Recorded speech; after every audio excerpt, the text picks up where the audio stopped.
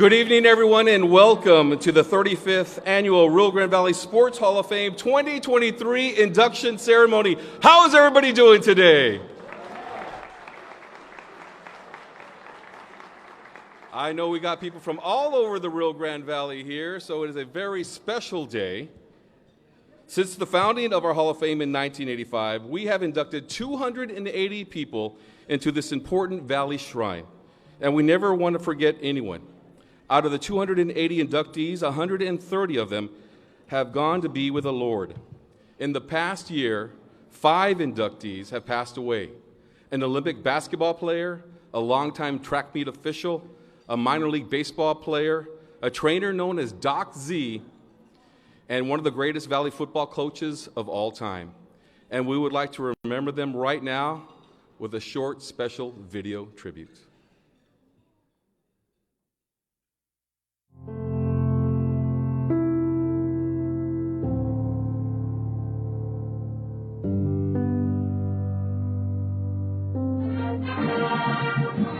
Just listening to the fight song and seeing the red and blue sergeantettes and the band out there.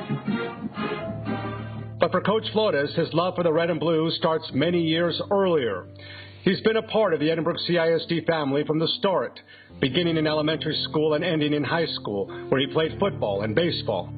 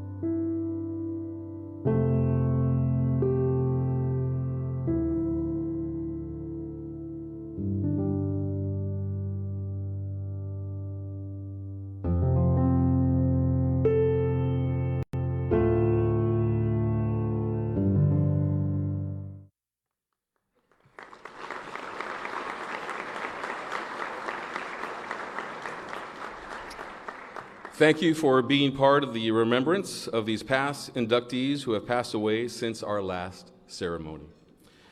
Right now, I'd like to introduce Jessica Iglesias, member of our board of directors, who will lead us in our invocation. She will be followed by Cassie Famat, who will sing the national anthem.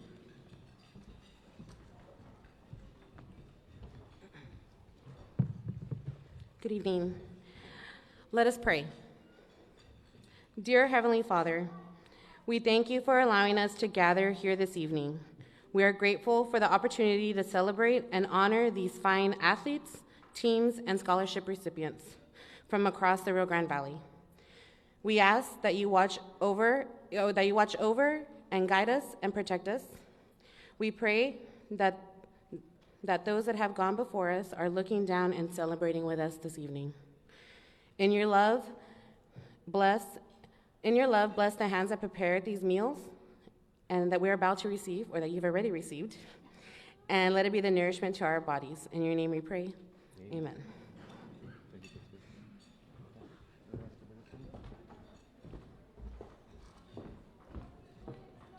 Please stand for the national anthem.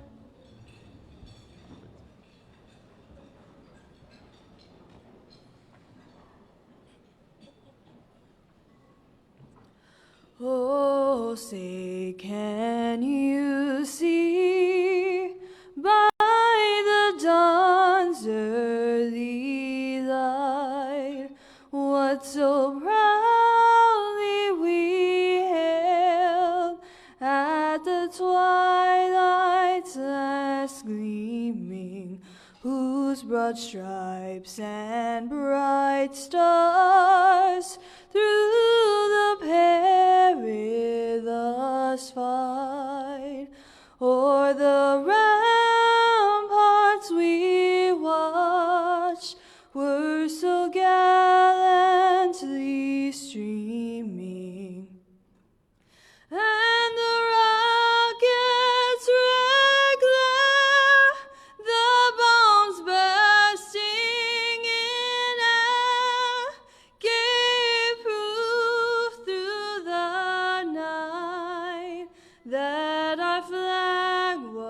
are still there. Oh, say does that star-spangled banner yet wave o'er the land of the free and the home of the brave?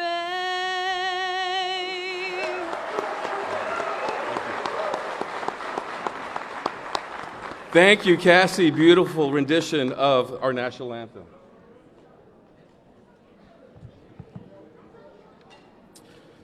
Good evening, everyone. My name is Carlos Robledo, and I am honored to once again be your host for this evening. This will be a special event for some very deserving people. I'm a member of the board of directors and have been part of the sports media in the Rio Grande Valley since the 1990s. For those of you here for the first time, welcome as we celebrate many achievements of these athletes and our teams. Our goal is to preserve the rich history of sports in the Rio Grande Valley.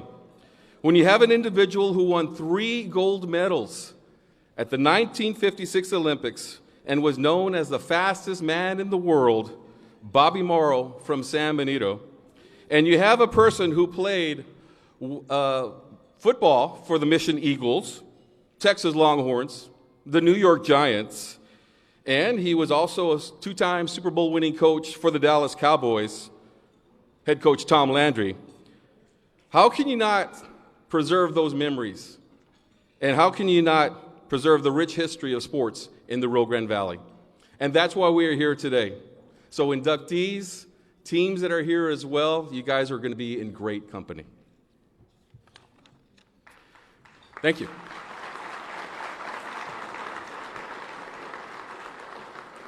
This is our second time that we have our ceremony here at the Mission Event Center. And to give you a welcome on behalf of the City of Mission here is Mayor Nori Gonzalez Garza. Let's give her a round of applause.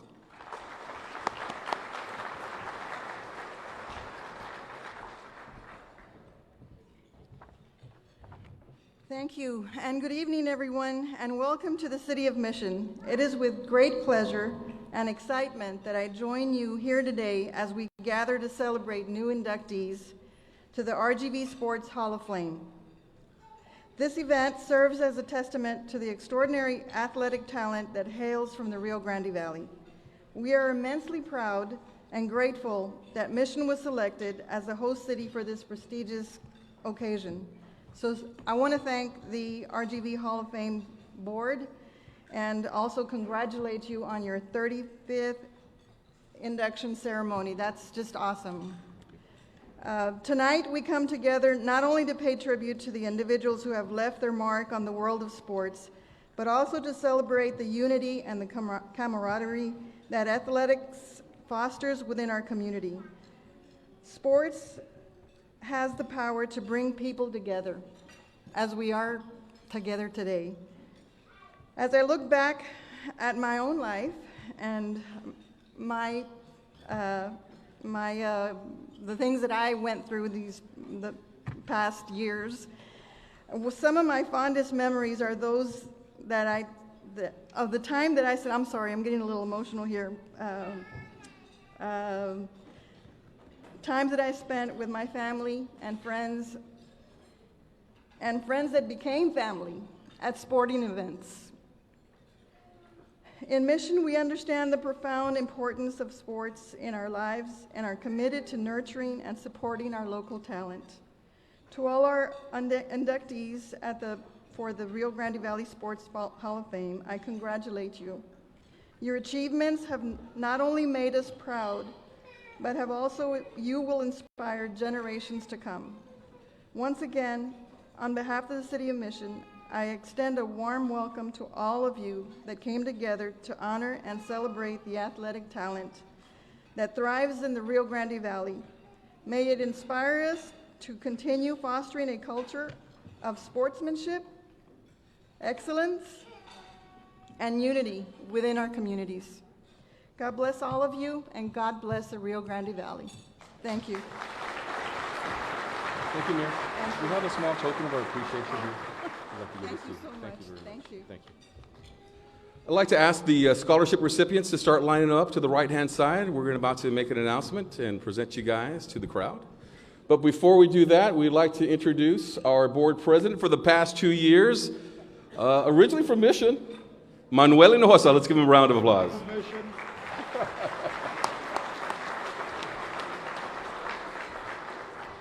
Before I start, I want to present this, a small token to our mayor of Mission for her generous hospitality here. It's amazing what Mission can do to make things better. I'm going to walk up to Mayor.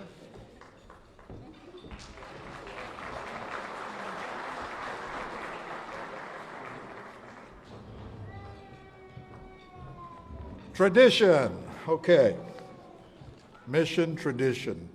Mayor, again, thank you for all this wonderful and generous hospitality that you've given us today. Isn't it great, you know, that they can provide a facility like that, a facility like this, and you know, where we can all come together. We look forward for this day. It takes a year, and we're here for that.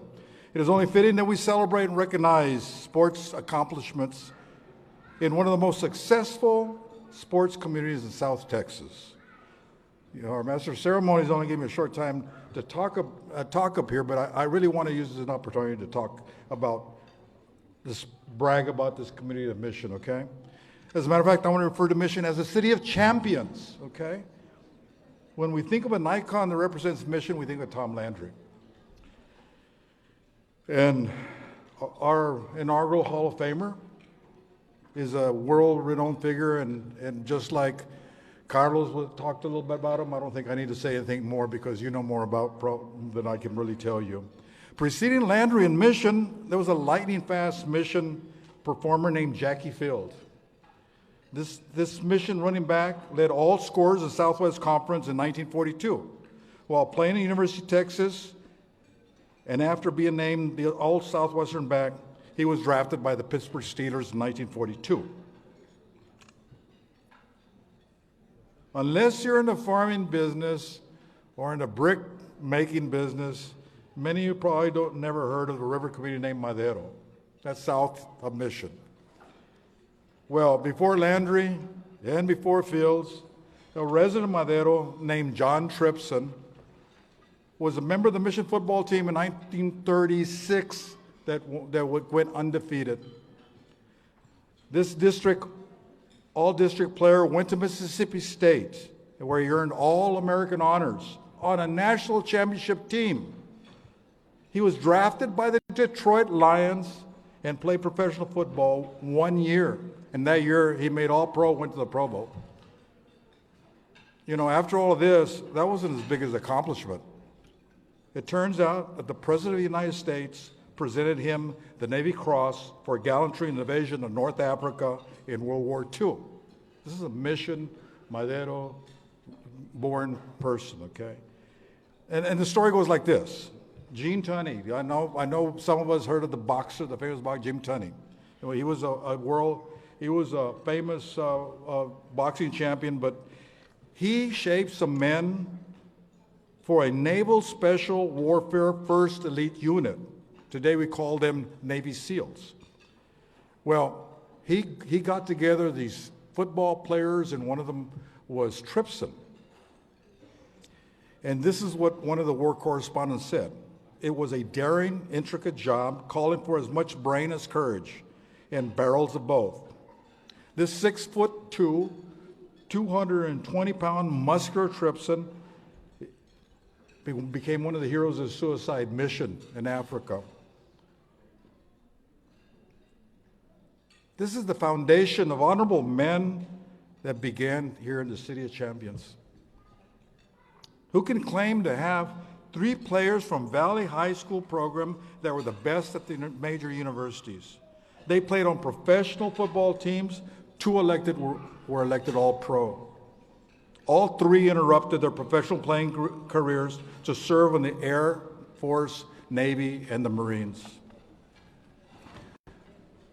Well, 15 years ago, and Pikey's here, one of our Hall of Famers, Roy Hess, another Greg Seller, all these Hall of Famers, and myself with along with some monitor sports staffers, were asked to rank the top 100 football players, coaches, and teams. And many of you are here tonight on that list, okay? And the idea was to celebrate 100 years of football in the Rio Grande Valley. This all started in 1909 in Brownsville, where Brownsville played, Kingsville. It was considered to be the first Valley football game. Every week, one by one of the top was revealed in the newspaper. They started with 10, 9, 8. Well, of course, in the first one, Lupe Rodriguez came up. Nati Valdez came up.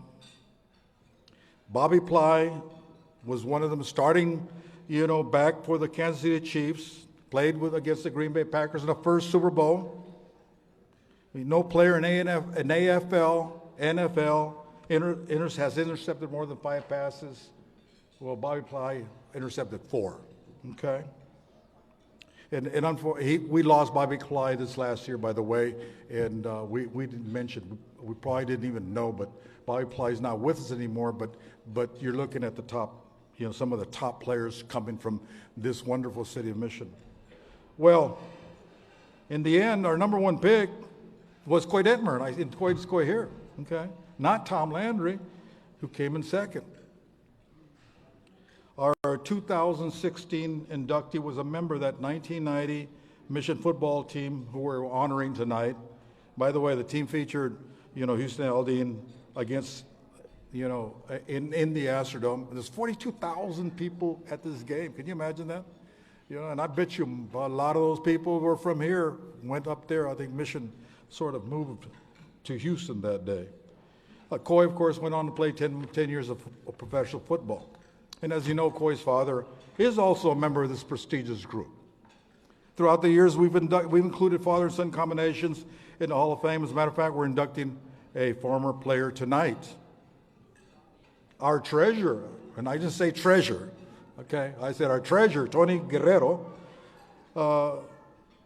and his father also belonged to this prestigious group. If you're wondering who the person is on the cover of your program, and I don't think Greg Silver knew this when he put it on there. I just saw it and I said, well, that's Larry Caldwell. And the bad thing about this cover is that it's a bad memory because that's against Raymondville. And I remember we were playing Raymondville. We were ranked top 5 in the state with 2 games to go. And we had to face Raymondville. But that's a picture that shows Larry Caldwell in 1966 on one of the Mission teams. It was a great team. We ended up winning district the following year, though. Well, Larry is the son of another Hall of Famer, father and son team, Earl Caldwell. Earl, we called him Teach, played 5 decades of minor league baseball and major, but he struggled all the time to remain in the professional circuit. His winter season was spent in the valley at the packing sheds, working there, trying to make some money to go back and try out again in baseball. Everyone has that once in a lifetime, magic. There's something that happens to us. Well, in 1941, that happened to Earl Caldwell. He was a pitcher with the Chicago White Sox. As a relief pitcher, he won 13 games. As a relief pitcher, he had 8 saves. He had a 208 batting average. He finished ahead of Joe DiMaggio in the voting, and at that year, Ted Williams won the MVP. Can you believe that? What a year. What a year that this person came back to the Mission, continued raising Larry and Jim and a lot of the Caldwell people that we grew up with.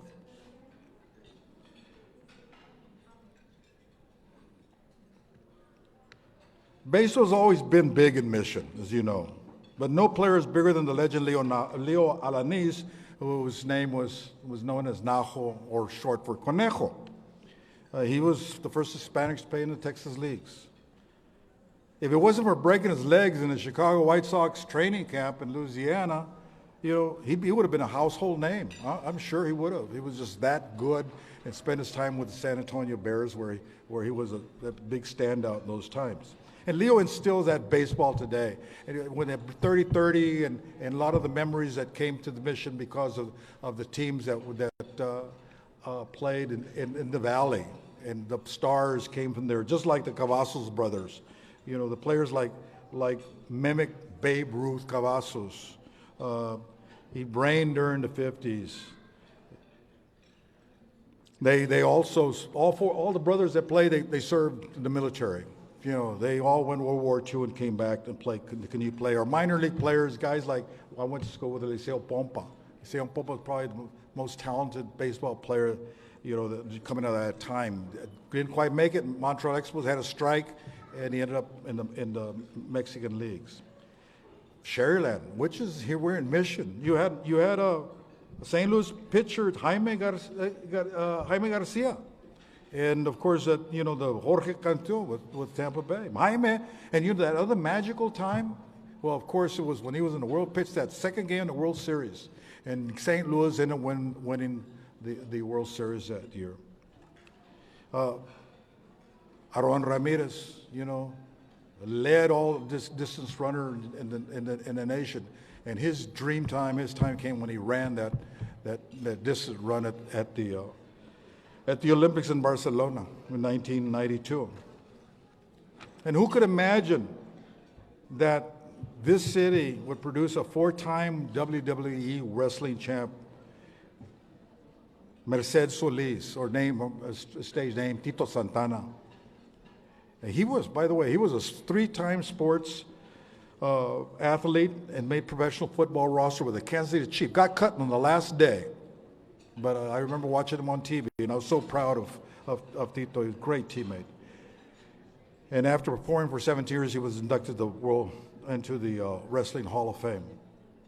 Finally, all these athletes required outstanding coaches to instill Mission's brand of winning.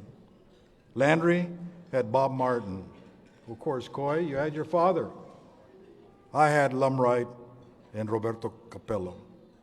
It only seems appropriate that we honor our new accomplished athletes in this city of champions.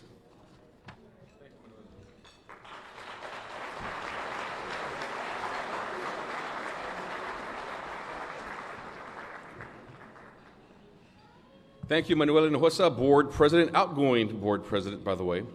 I know we have some board members here. We have some of them over here to the right-hand side. If they can just stand up and wave to the crowd, some of the Rio Grande Valley Sports Hall of Fame board members, we'd like to recognize them that are here today. Takes about a year's worth of work to put this banquet together. And we also have some past inductees. You'll see them out here sitting down, and they'll be wearing a red ribbon like this. So past inductees, you can please stand up, and let's give them a round of applause. Some of our past inductees.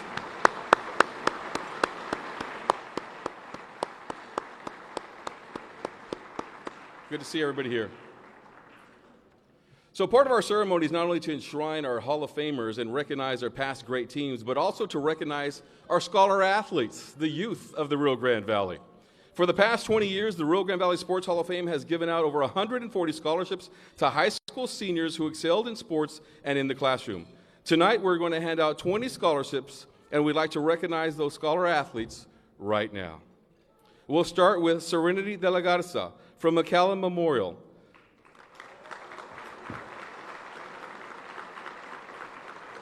She was involved in wrestling, basketball, track, and powerlifting, and she will attend Texas Wesleyan University. Congratulations, Serenity.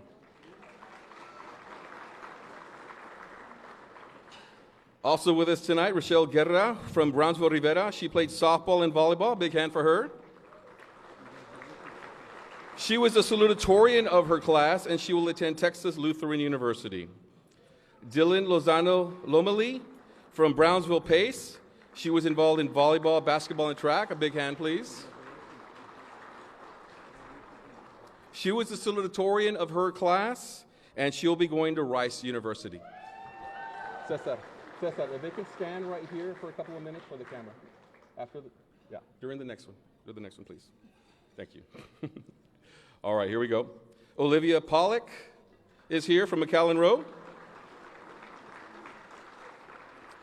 She was involved in basketball and track. She was valedictorian of her class, and she will attend Texas A&M University.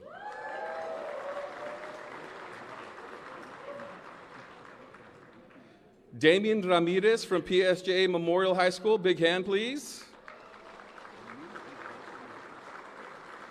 Damian was involved in football, track, and powerlifting, also on the swimming team. He will be going to Baylor University.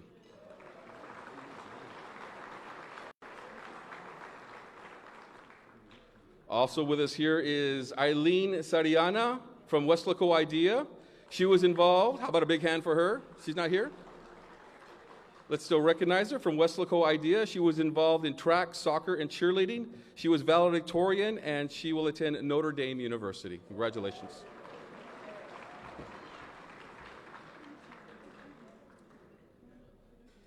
Okay.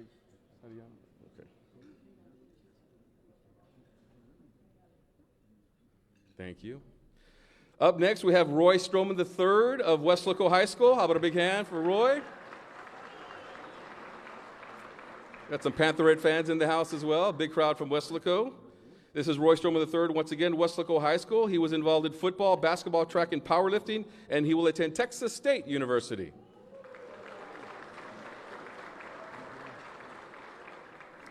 With us also tonight is Gunnar Spence Williams of Brownsville Porter High School. Gunnar played football and basketball. He was valedictorian at Porter High School, and he will go to the University of Texas in the fall.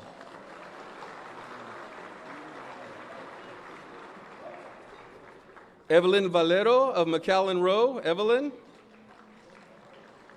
She was in basketball and track, and she was ranked number 4 in her class, and she will go to Southwestern University. Thank you, Evelyn. With us here tonight receiving a scholarship, Sofia Iglesias of McAllen Memorial. She played golf and will attend the University of Texas, and she is receiving the Board of Directors Scholarship.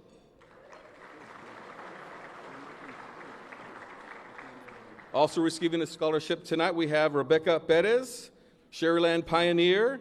She was in volleyball and will attend Texas A&M University.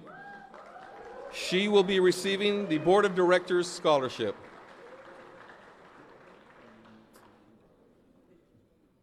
Thank you. The Ronnie Zamora Scholarship goes to Eileen Campos. She was in track and cheerleading. She was ranked number 3 and will be attending University of Texas, San Antonio.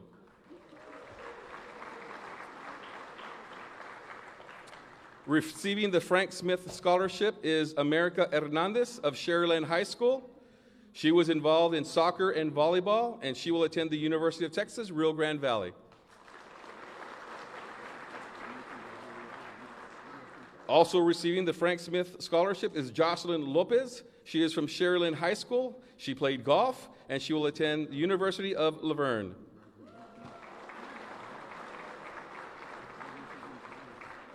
The Kenneth White Forrest Hood Scholarship goes to Aiden Riley de Leon of Mission Veterans High School. How about a big hand? He played football, baseball, and golf, and he will attend Texas A&M Kingsville.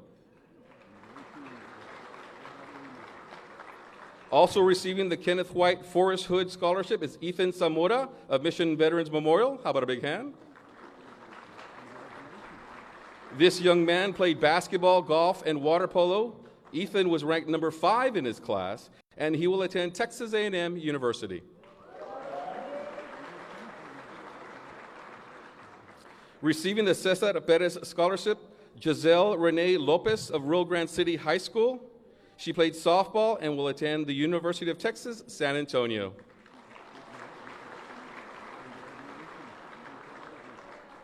Also receiving the Cesar Perez Scholarship, Stephen James Perez of Rio Grande City High School. How about a big hand? He was involved in golf, wrestling, baseball, basketball, and was a student trainer. He will attend Texas A&M University. One more Cesar Perez Scholarship, and that goes to Annabelle Ramirez of Rio Grande City High School. She played volleyball, softball, and ran track, and she will attend the University of Texas, Rio Grande Valley.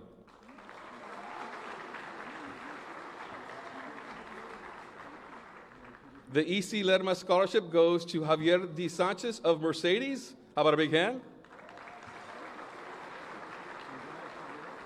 He played football, basketball, ran track. He was ranked number 4 in his class, and he will attend the University of Texas. Ladies and gentlemen, how about a big hand for our Rio Grande Valley Sports Hall of Fame scholarship recipients?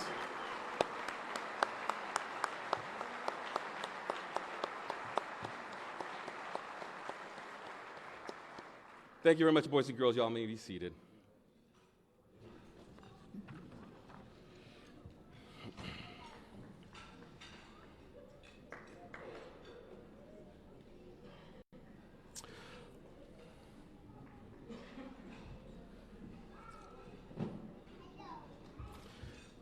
All right, how's everybody doing out there today? It's good. Let's just check in with the crowd. Y'all doing okay? Y'all warming up a little bit?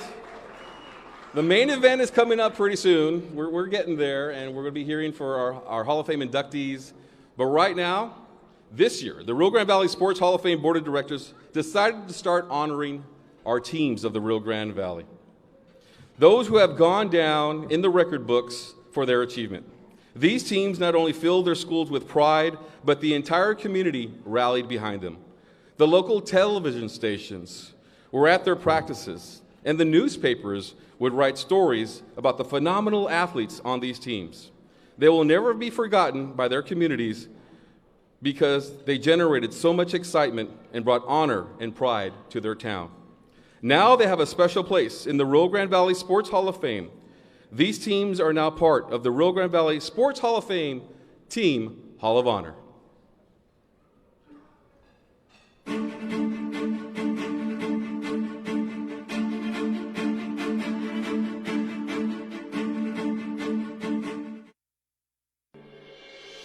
It was just an exciting time. This was the golden age of football in the Rio Grande Valley. Everybody looked forward to Friday night, and everybody was there. There was a fever pitch about football in San Benito, Texas. It was an air of electricity all through the crowd.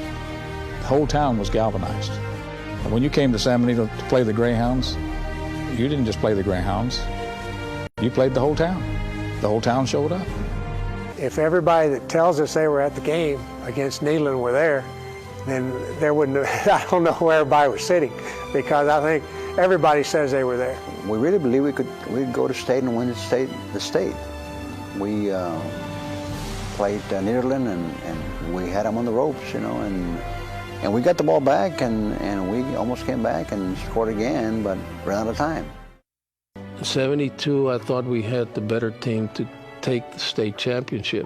We were ahead by about 8 points at the beginning of the third quarter against Morden High School. It was a gym bigger than this, but it was an old gym, and the crowd was very close to the playing area. So I don't know if it was intentional, but some people threw ice on the floor, and we broke the timeout, and we went out, and Chuy Guerra got the ball and stepped on a piece of ice and kind of split.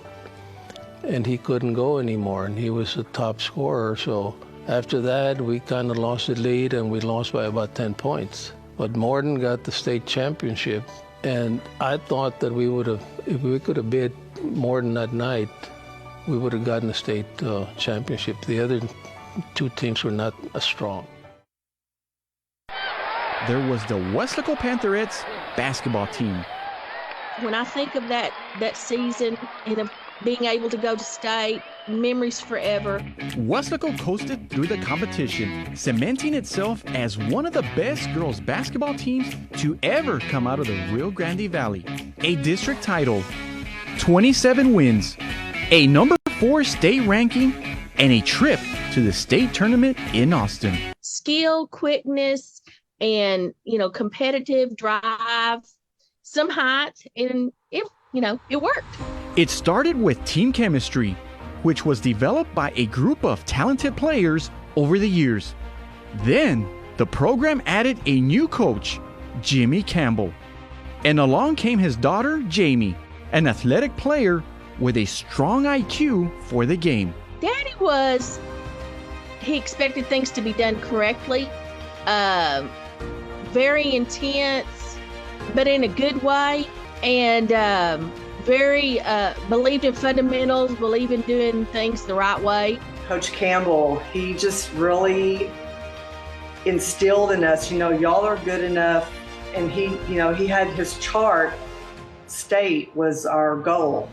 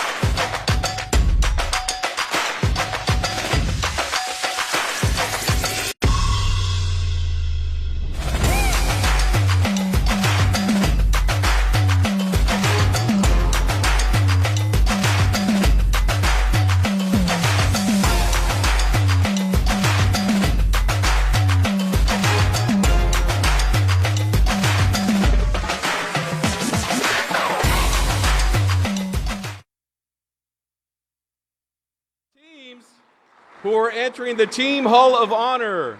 How about a big hand? Weslaco, y'all need to make some more noise than that. Come on. Thank you. All right. I know you guys were up late last night celebrating. It's been great to see everybody here from Weslaco, Roma. Men are here. We also have people from San Benito, Mission, and then someone here from Sharyland as well. So we're going to start to honor these teams real quick here now. So we start with the 1961 San Benito Greyhounds football team. In the late 50s and early 60s, it was the golden era for high school football in the Rio Grande Valley. Teams were going deep in the playoffs, competing for state titles, and many players were going on to play college football in the Southwest Conference. In San Benito, the Greyhounds between 1957 and 1962 were an incredible 53-9-1. The most dominant team from that era was the 1961 San Benito Greyhounds.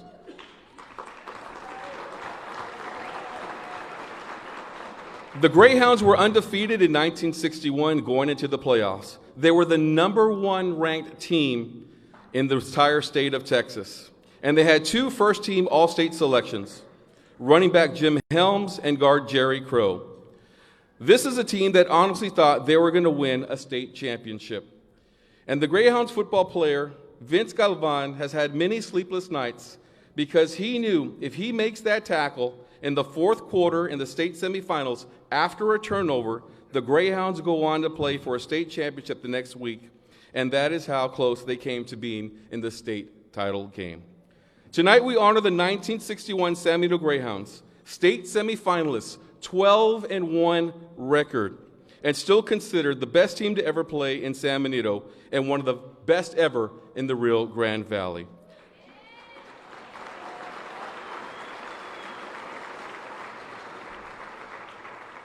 Their coaches were J.W. Helms, assistants were backfield coach Bobby Baldwin, and line coach was Waylon Buchanan. I would like to introduce the players that are here today. If they can please step up to receive a certificate as I announce your name. Here with us tonight, representing the 1961 San Benito Greyhounds, we have Robert Cortez. Come on up. Coach Cortez, come on. I know you're already in the Hall of Fame, but now you're in with your team. How about a big hand for Robert Cortez?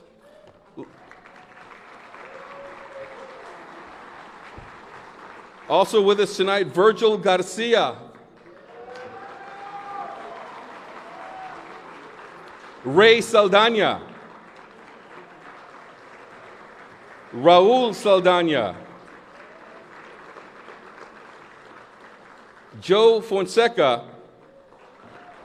And Eddie McCoy.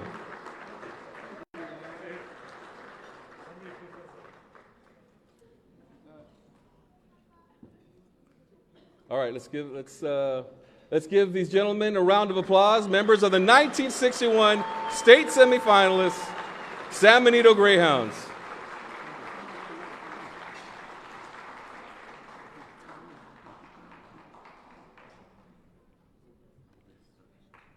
It's great to have them here. Congratulations.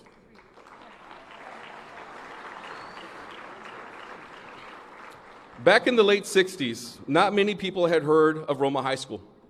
Not many people had heard of Roma, Texas. Well, that changed.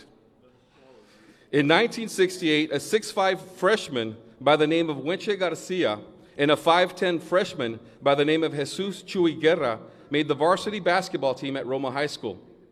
Now that year they practiced outside because they didn't have a gym, and all their games were on the road. But these players didn't care about practicing outside. Coach Eleuterio Garza said that these guys played basketball all the time, inside or outside, and even on Sundays. Not practicing, in case the UIL is watching, but just pick up basketball games. They love the game that much. Now, by the time 1972 came around, this team was tops in the Rio Grande Valley, and maybe Coach Garza thought they were the best in the state of Texas. They won 3 tournaments, and this small 2A school from Roma beat teams like Corpus Christi Moody, Corpus Christi Miller, Brownsville Hanna, and the defending district champ from Weslaco, who had Tommy Barker on the team, and he went on to play in the NBA. These were all bigger schools, but that's how good Roma was in 1972. Now, by the end of the regular season, they had only lost 2 games. They were 32-2.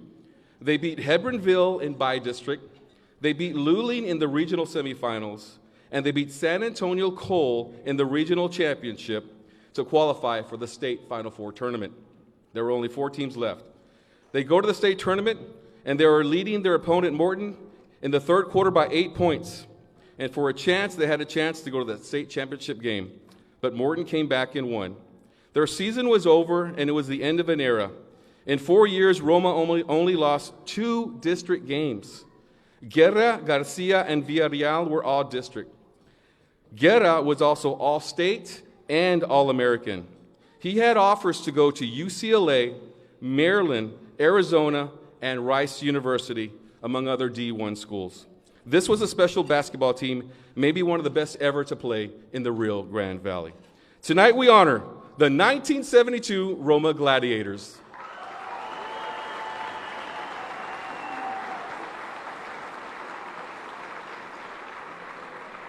And I would like to recognize the team members that are here today. If you could please step forward to receive a certificate. Jaime Escobar. Santiago Gomez. Mike Villarreal. Wenche Garcia. Arturo Perez. Roberto Escobar. Harold Garza. Jesus Chuy Guerra. Roel Garza. Benjamin Escobar. And we'd also like to recognize their coach. He's not here with us today, but we'd like to recognize their coach, Eleuterio Garza.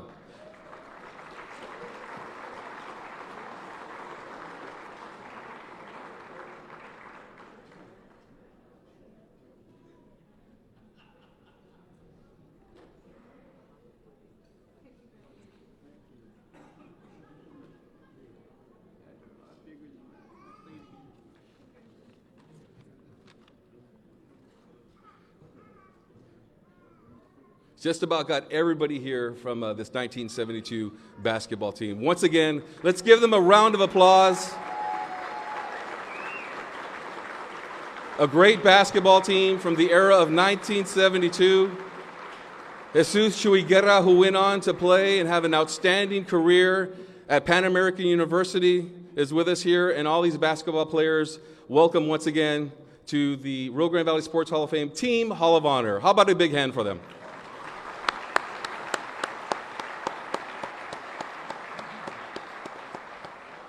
Thank you. All right, here we go. One more time, they're going to break.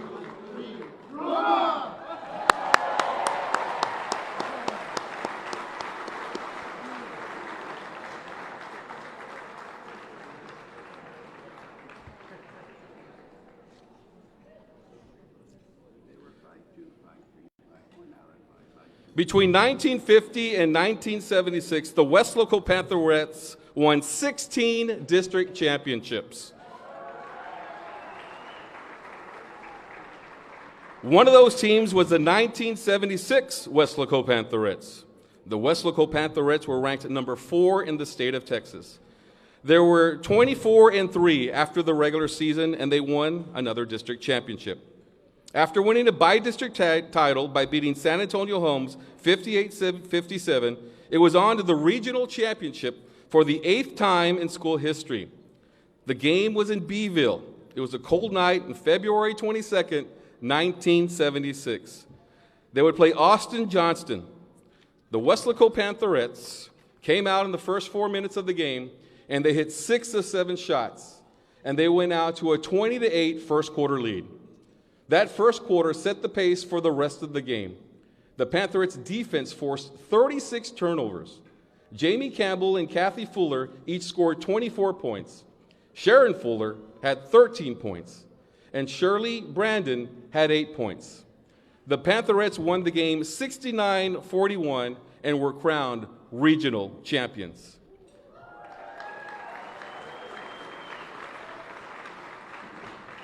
They went to the state tournament where they lost to eventual state champion Duncanville. They were one of the best teams from Weslaco to reach the state tournament. Let me say that one more time. They're one of 3 teams from Weslaco High School to reach the state tournament in girls basketball. Tonight we honor the 1976 Weslaco Pantherettes basketball team.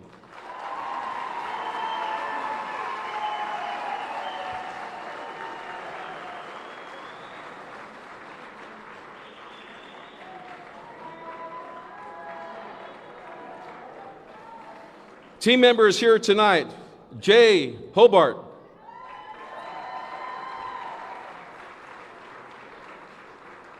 Laura Manning,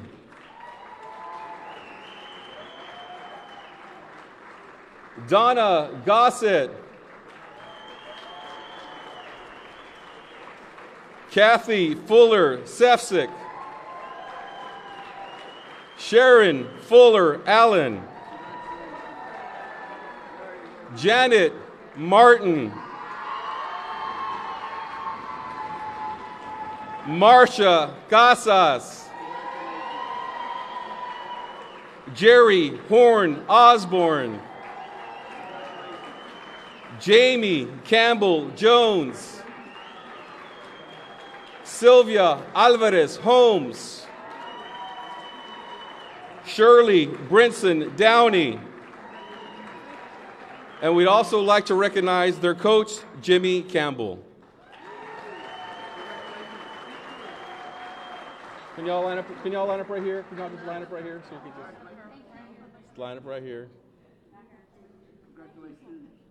A lot of purple in the house tonight, representing the Mid-Valley, Weslaco High School.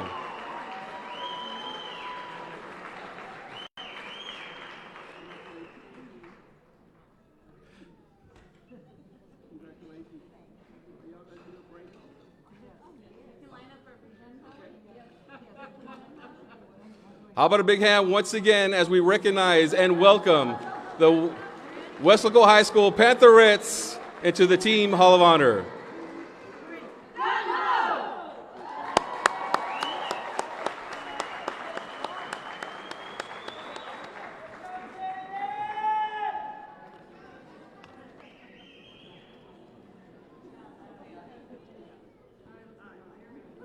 Great moment. Take your time, take your time. 1976 Pantherettes.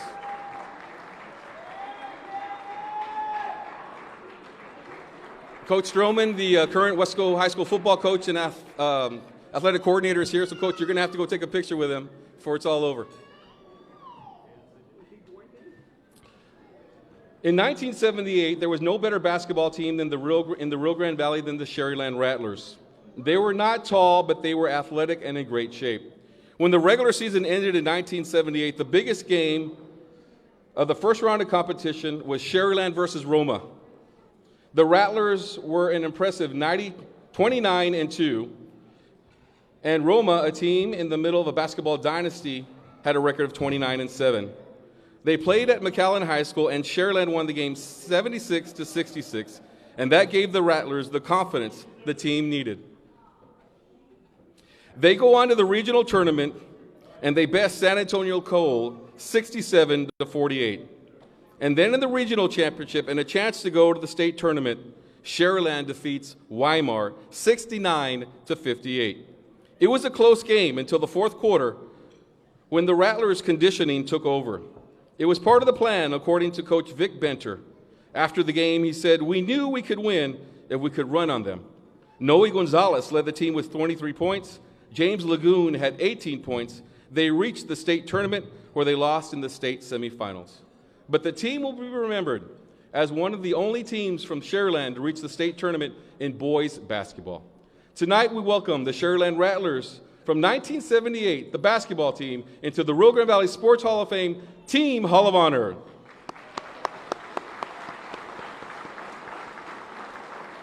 And representing the team tonight, the MVP of the district, Dan Townsend. Come on in, Dan.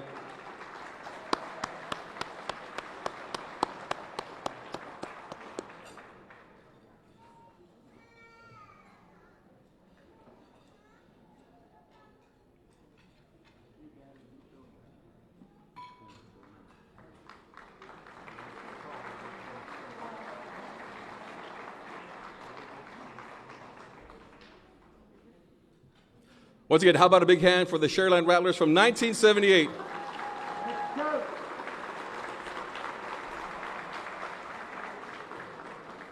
Up next, the Mission Eagles football team from 1990.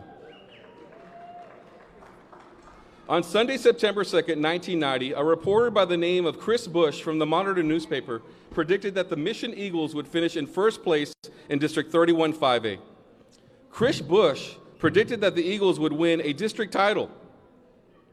The Monitor in 1990 had 12 sports reporters, and only one predicted that the Eagles would win the title. Another one said they would finish in second place. Everyone else, 10 reporters, predicted that they would finish in fourth place, or worse. Boy, were they wrong. The Mission Eagles ended up being one of the greatest football teams to ever play in the Rio Grande Valley. Sonny Detmer was not a household name yet. Nobody really knew who Coy was. Before the season, it was the PSJA Bears. They were the team to beat. Well, the season started, and Mission beat Laredo Nixon 51-0. Then they beat Laredo Martin 58-0. Then they beat Brownsville Pace 57-10. La Jolla 54-0. And that is when people started to wonder, what is going on in Mission? It turns out Coach Detmer was operating a new passing offense. This offense was so good that the team averaged 449 yards per game and was the #1 offense in the state of Texas. This is a team that beat a good PSJA team 20-17, and people started to say, yeah, they're for real. They won 2 more games. Then they lost to Alice. But even in that game, they lost in an impressive fashion, 50-49. They went for 2 in a non-district game instead of going for the tie. Mission beat McAllen Memorial and Mac High to win the district title. Reporter Chris Bush was right.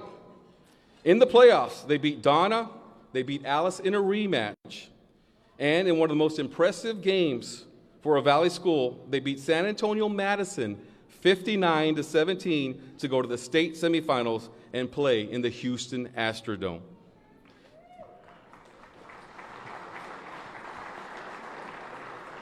That is where they left their mark, but not before. That is where they lost, but not before they left their mark. Coy Detmer threw 40 touchdowns. Angel Alvarez caught 20 touchdowns. Alex, his brother, caught 10 touchdown passes. And their defense was ranked number 3 in the state of Texas. 22 players were named to the all-district team. How impressive is that? Congratulations to the 1990 Mission Eagles for being inducted to the Rio Grande Valley Sports Hall of Fame Team Hall of Honor.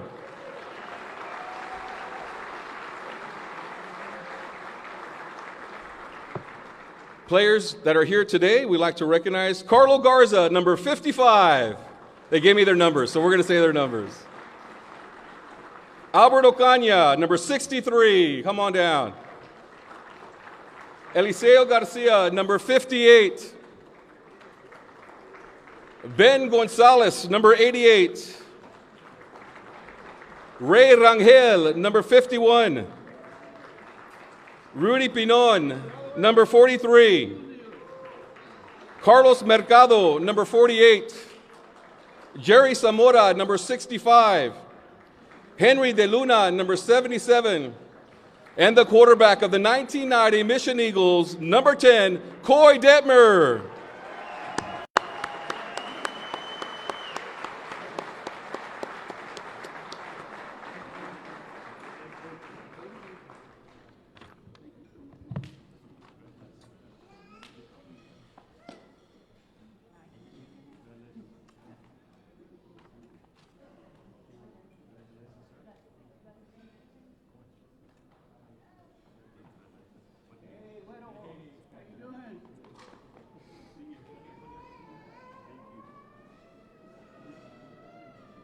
You can line up for a picture, everybody.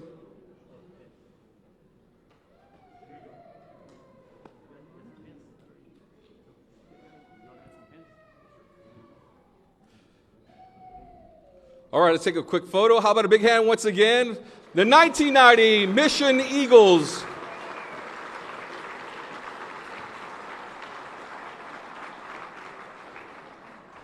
Ready for the music? You guys ready for the music?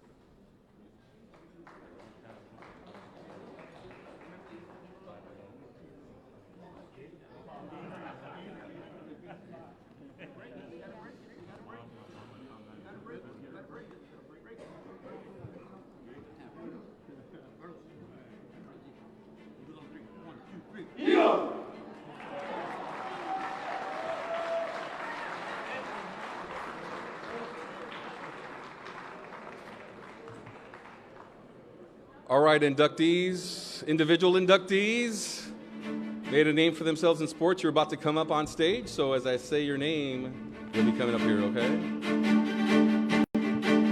Now for the main event, and we ask our inductees to come on stage as we announce your name. Let's introduce the 2023 class of the Rio Grande Valley Sports Hall of Fame.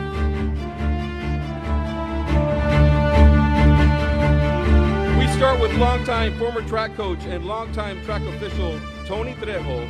Speaking for Tony tonight, his son Jesse.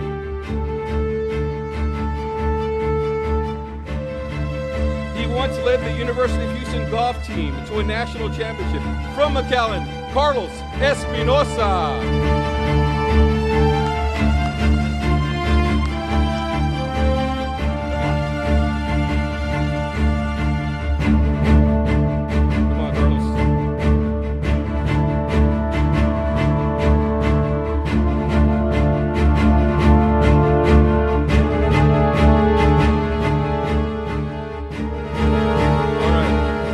Volleyball coach was the first to lead a team from the Rio Grande Valley to the state volleyball tournament. From Harlingen, Steve Lunsford.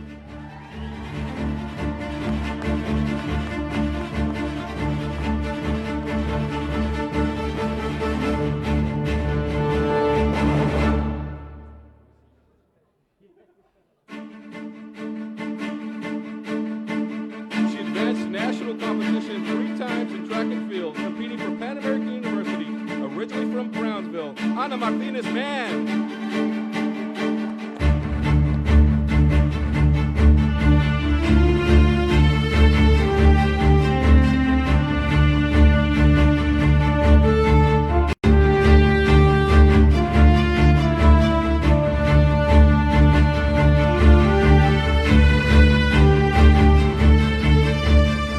He has taken 3 teams to the state softball tournament.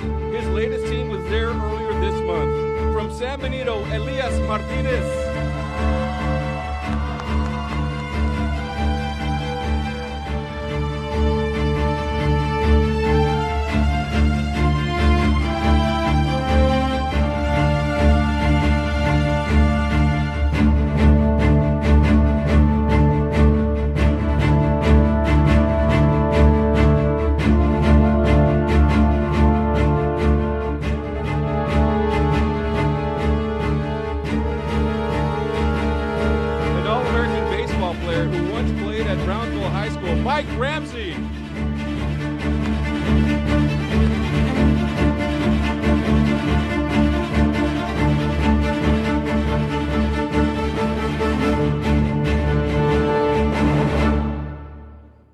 legend at Pan American College, he also played in the NBA, Fred Taylor.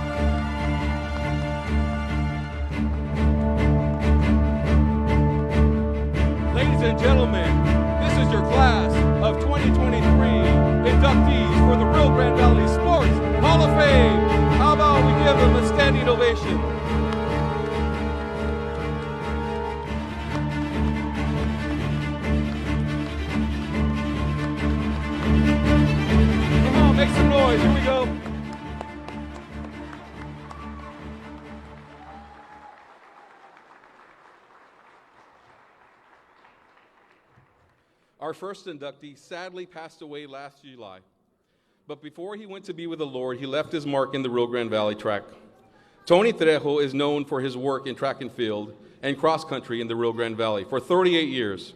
After winning several district and regional championships at McCallum Memorial, he made a name for himself as a track meet official or starter. His dedication led him to being an official at the state cross country meet and at the state track and field meet in Austin. Introducing her father for induction into the Rio Grande Valley Sports Hall of Fame is Tony's daughter, Jennifer Trejo.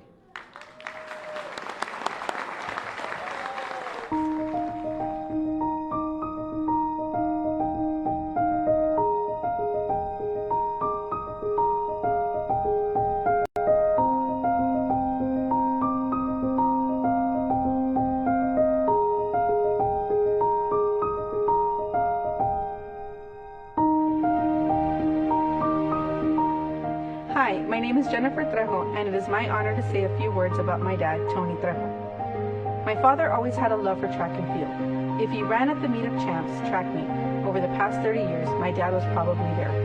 First as a coach, then as a meet official. For him, it all started in the neighborhood where he grew up in Edinburgh. My father came from humble beginnings. For example, in grade school, my grandmother would make them bean tacos. He always mentioned that he was embarrassed and would eat the taco inside a brown paper bag to hide the taco. But he told us some of the kids would actually want to trade him their tacos for sandwiches. Of course, now everyone eats tacos. For entertainment, my dad would get all the kids in the neighborhood together along with his siblings and cousins, and they would set up track meets. He would run down the streets and he would start the meets, coordinating all the events. So it was really in his blood. Even as kids for vacation, it was centered around track and field. When coaching school would come around, we would go with him to Houston for coaching school. While he was at the conference, we would vacation with cousins, and he would bring back all the giveaways and give them to us. He didn't tell us many stories because he was very humble, but as he started to fight cancer, we would hear stories from family, friends, and classmates. My dad was 5'2", but was given the name Sam Huff, like the football player, while he played football in Edinburgh High School. The name followed him throughout his life, even as a coach. One athlete told us about how my dad, when he was a coach, tackled another student because he pulled a knife on him. When he was a football coach, players were afraid of him. He would pull them down by the face mask and he would tell them what to do. He loved to tell stories about his first teaching and coaching experience. He was sent to the principal's office when a teacher saw him in the halls and asked him why he was not in class. He took it all in stride. He never yelled at us and would just talk to us in a way that made us want to do the right things to keep from disappointing him. But one story really illustrates my dad and his love for his athletes. It was parents' night, and there was one athlete all by himself. My dad asked, "Where are your parents?" And the athlete said, "I live with my grandmother, I don't have my parents." and my grandmother could not make it. My dad said, "Don't worry, son. Tonight, I am your dad." The athlete was presented with my father. He won many championships, to include back-to-back regional cross-country titles. But he is best known for his relationship with coaches, athletes, and many other people in the valley. Dad, congratulations on being inducted into the Rio Grande Valley Sports Hall of Fame. And now, here is my brother Jesse, who will accept the induction on your behalf.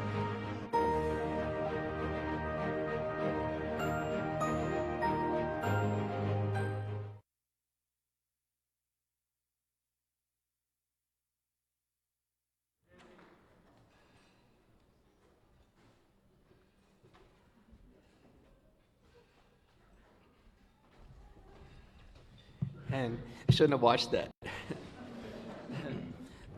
Good evening, everyone.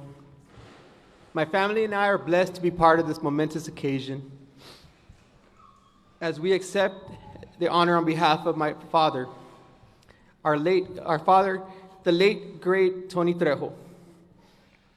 Many people would agree that the name Tony Trejo has become synonymous with track and field and cross country, but also coaching a person's whole life.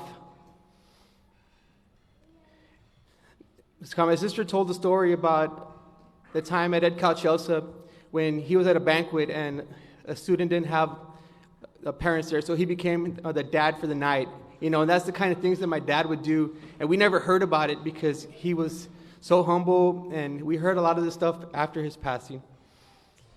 Coaching is not for everyone. It takes so much time and dedication, and my fiance Stephanie is learning that. And as we go, you know, we get so busy, and it's just like an ongoing career. Okay.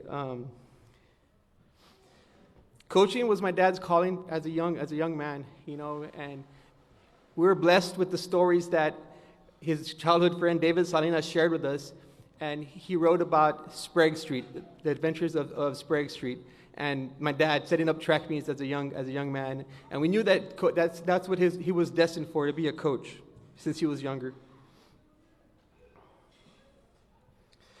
He blessed the lives of everyone he met. If you ever met Tony Trejo, more than likely you were impacted. So we heard of many stories, you know, but he never bragged about anything. Was it about a year ago, we were on the way home, bringing my dad home from MD Anderson. You know, we didn't know how much time he had left. We knew it was a month or two. And along the way, we stopped along this store, and we met up with a gentleman named Sinovio Castillo. And he told us a story about our dad. You know, that this guy pulled out a knife on him, and he tackled the guy, took the knife away, and he said, "Your dad saved my life." And my dad's like, "Oh yeah, I guess I did that."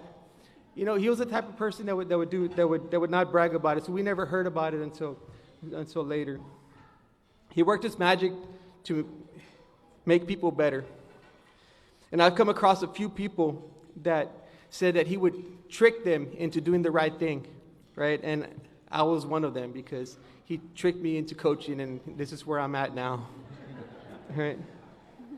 So growing up, we knew that we were sharing our dad with the world, you know, and my family's learning that I'm having to be the same way, you know, as a coach. So we were blessed to have him for 67 and a half years, although it wasn't nearly enough time. But we are thankful for the family who were there to the end, his loving sisters, his brother-in-laws, his nieces, nephews, cousins, and a bunch of friends. Coach Gomez has been there. Okay. When speaking to some of his friends regarding the Hall of Fame, they said that Dad should have been in the Hall of Fame years ago. And I guess you guys couldn't trick him in it at the time. All right, so typical dad was always humble when he would pass it to the next person he felt that deserved the honor, and he didn't want it, he would say. But you're finally going into the Hall of Fame, and rightfully so, Dad. And you can't say no to us this time. So Jennifer, all three of his kids may not have become coaches, but we have his leadership characteristics and hardworking attitude. Jennifer, my sister, is a counselor who helps people with disabilities find jobs. And that takes a lot of patience and coaching, and she makes sure that they're ready for the job that she's placing them in. So she's got that character about my dad as well. My brother, Steven, works in the food service industry. He has his own business, and he has to coach his team to be successful. And he does a great job at it, too. Personally, I am blessed to be able to coach at the same school that my dad gave most of his life to.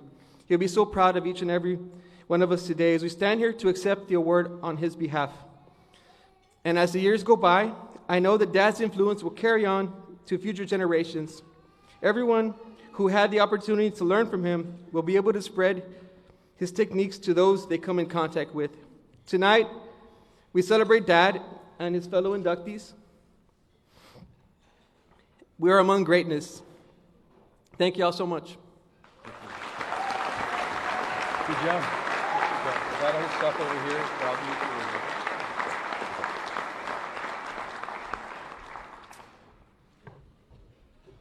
Our next inductee has enjoyed success at every level of sports. In high school, he was a state qualifier. In college, he was part of a national championship team. And at the pro level, he played against the best and won against the best. Carla Espinosa will now introduce her dad, our next inductee, Carlos Espinosa.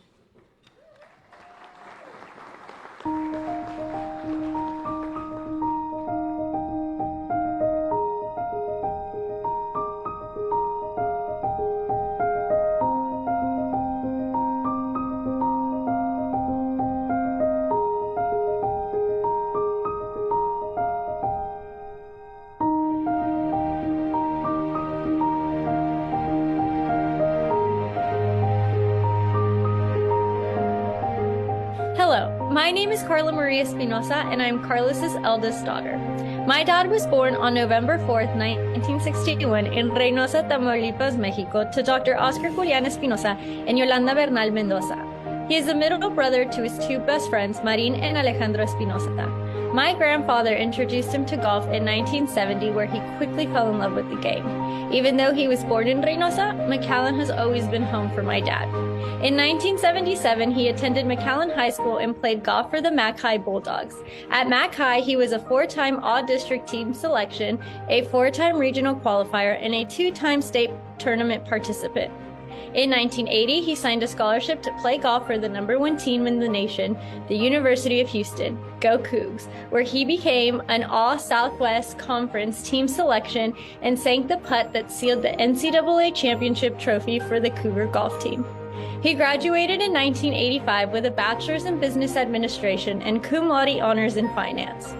He began his career as a professional golfer in 1985 and competed around the world for 14 years in 18 different countries. Along the way, he won 5 international titles on 3 different world tours, including 2 national opens, the Mexican PGA Championship, and the Singapore Masters. His career as a professional golfer allowed him to share the stage with some of golf's greatest, including former #1s Lee Trevino, Seve Ballesteros, Nick Faldo, Curtis Strange, Greg Norman, and even the greatest of them all, Tiger Woods, whom my dad battled with head-to-head for 18 holes, which the battle really only lasted about 8 holes, but he did finish second to Tiger Woods. He represented Mexico on 5 national teams in 1993 and qualified for the U.S. Open. In 1992, my father met my mom Annette, his match and the love of his life. They married in 1994 and were together for my dad's first international title as a married man, the Asian Tour's 1995 Philippine Open. As a touring golf professional, my dad learned that success comes in different shapes and forms. His U of H teammate Steve Elkington shared a quote from the greatest Masters and PGA champion Jackie Burke that still resonates with my dad today. If you can put a match to it, it's not worth a damn. After 2 more years of traveling alone, he realized he no longer wanted to be on tour and away from his family. In 1999, my dad took his life in a different direction and applied for the job of director of golf with the city of McAllen. He still says retiring from professional golf was never easy, but it was done always knowing he would come home to his family at the end of each day. It is my privilege and my honor to introduce my father, my idol, and the rock of our family for his induction into the Rio Grande Valley Sports Hall of Fame.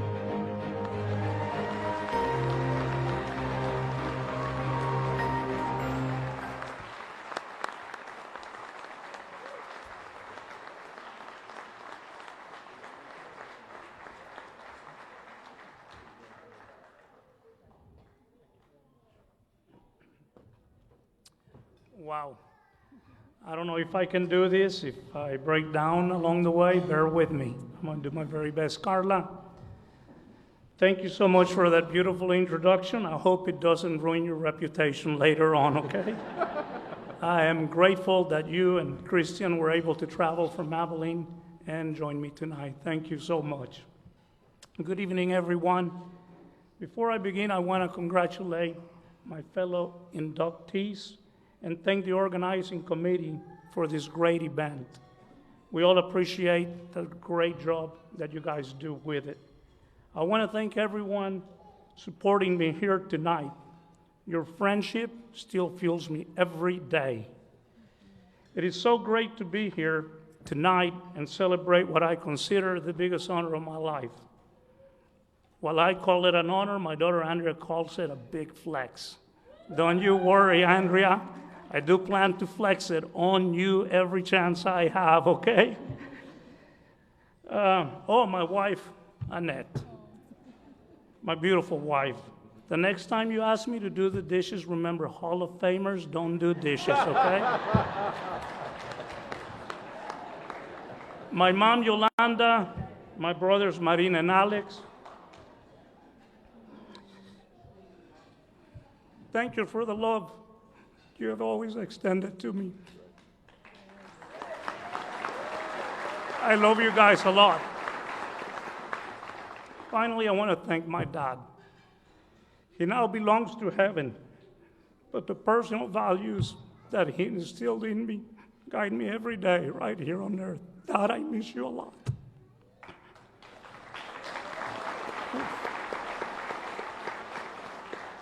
I told you I was ready for this. I hope you were too.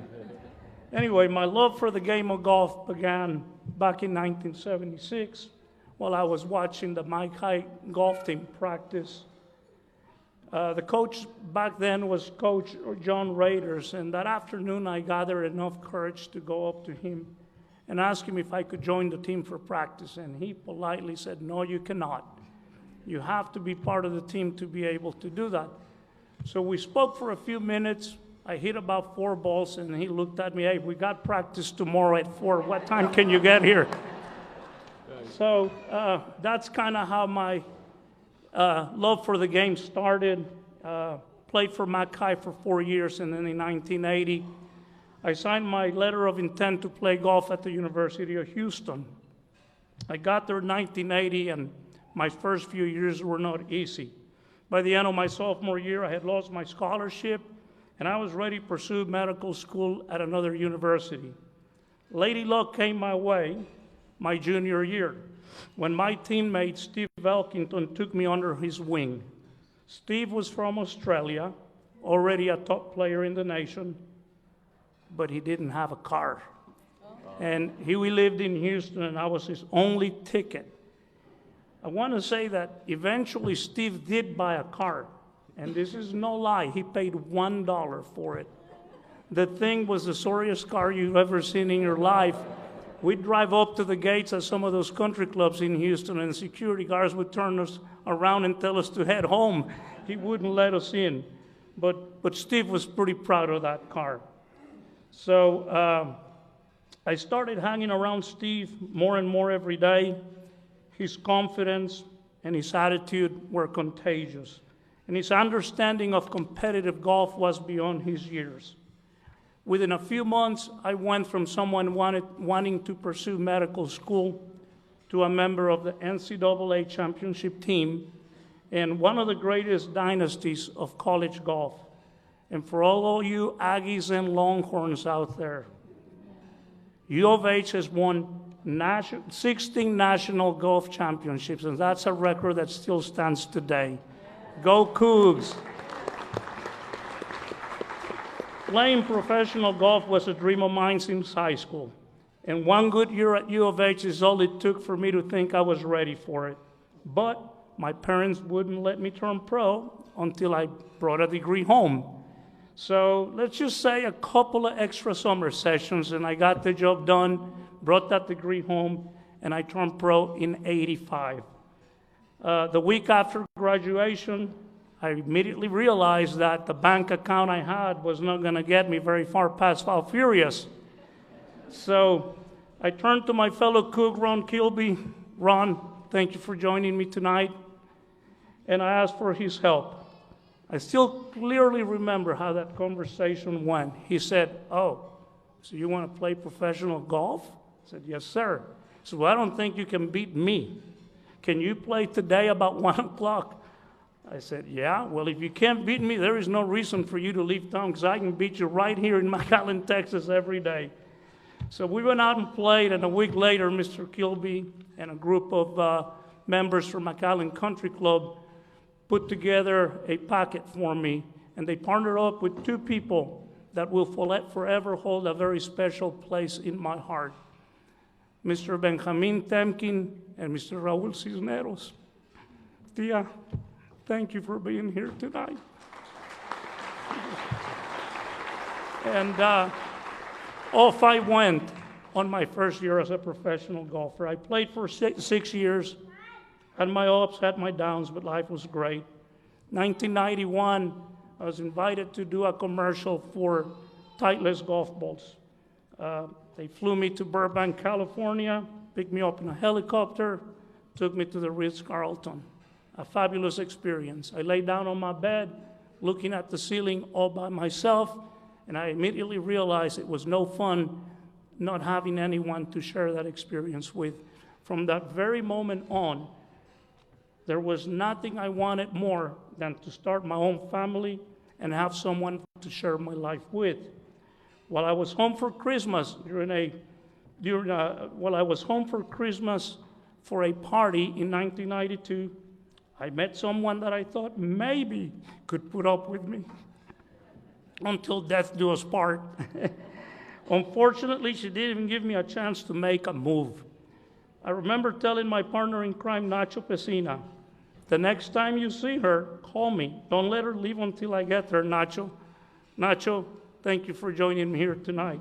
Sure enough, a few days later, I got the call, and 1994, I married my wife, Annette. The Lord blessed us with our first daughter in 1997, and the years that followed were great. We were traveling together, and everything was peaches and cream until my daughter, Carla, had to start school. My friendship with Steve Elkington had allowed me to foster my relationship with the great Masters and PGA champion, Jackie Burke. He would always preach that if you can put a match to it, it ain't worth a damn. So I never measure success based on the number of tournaments I won or a place on the money list at year's end. The honor that came just from the satisfaction of achieving was always what drove me more than anything else. After 14 years of traveling, I accepted the job as director of golf with the city of McAllen. I will forever be grateful to those that believed in me and gave me that opportunity. Bobby, Danny, thank you for joining me here tonight. I knew the expectations were high and the challenges would be many, but I also knew that they wouldn't be as difficult as being away from home 36 weeks a year. As for what I had just given up, I just hung on to Dr. Seuss' famous quote, "Don't cry because it's over, smile because it happened." Without a plan of experience, I embarked on my journey again, and on my journey as director of golf, and I again relied on the wisdom from the great Jackie Burke. He always said, value relationships over everything else, and create ways to grow junior and amateur golf at your golf course. In 2001, I presented the idea of creating a city amateur golf tournament to a group of friends and local golf enthusiasts. The intention was to create something for our local golfers and something they could be proud of. In 2002, the McAllen Golf Championship was born. Mr. Wicker, Mr. Jenkins, Coach Celso, and whoever else is here, everyone else that is here and that has participated in that event, thank you so much. I will forever appreciate the contributions that you have made. The McAllen Amateur became instrumental to those that believed in me, because it allowed us at the City of McAllen to showcase the new golf course, a new level of professionalism, and the City of McAllen's commitment to the game of golf. I've been a proud City of McAllen employee for the past 24 years. Mr. Llovera, thank you for your leadership. Thank you for being here tonight. And thank you for never, ever, ever settling for anything but the very best. I am lucky to be part of your team, sir, and I mean that from the bottom of my heart. The City of McAllen has shaped me into the director of golf I am today. It made a reality of my dream to go home and be with my family at the end of each day. Annette, Carla, and Andrea, thank you for making my life complete. In closing, I want to add one more thing. Mom and Dad, this is for you. God bless everyone, and thank you for allowing me to share my journey with you today. Thank you. Good job, Picard. Good job.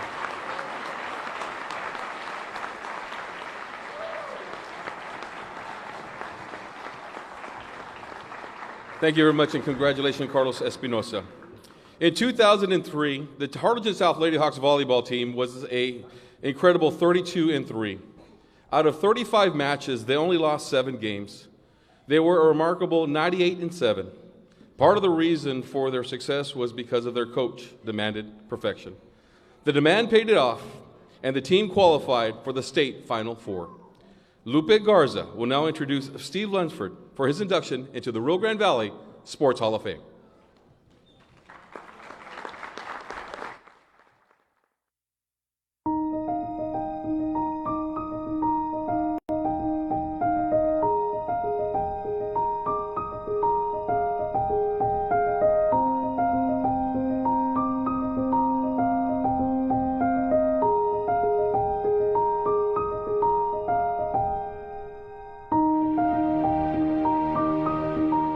Hi, my name is Lupe Garza, and I am here to introduce one of the inductees. Born in Longview, Texas, and lived in Hallsville.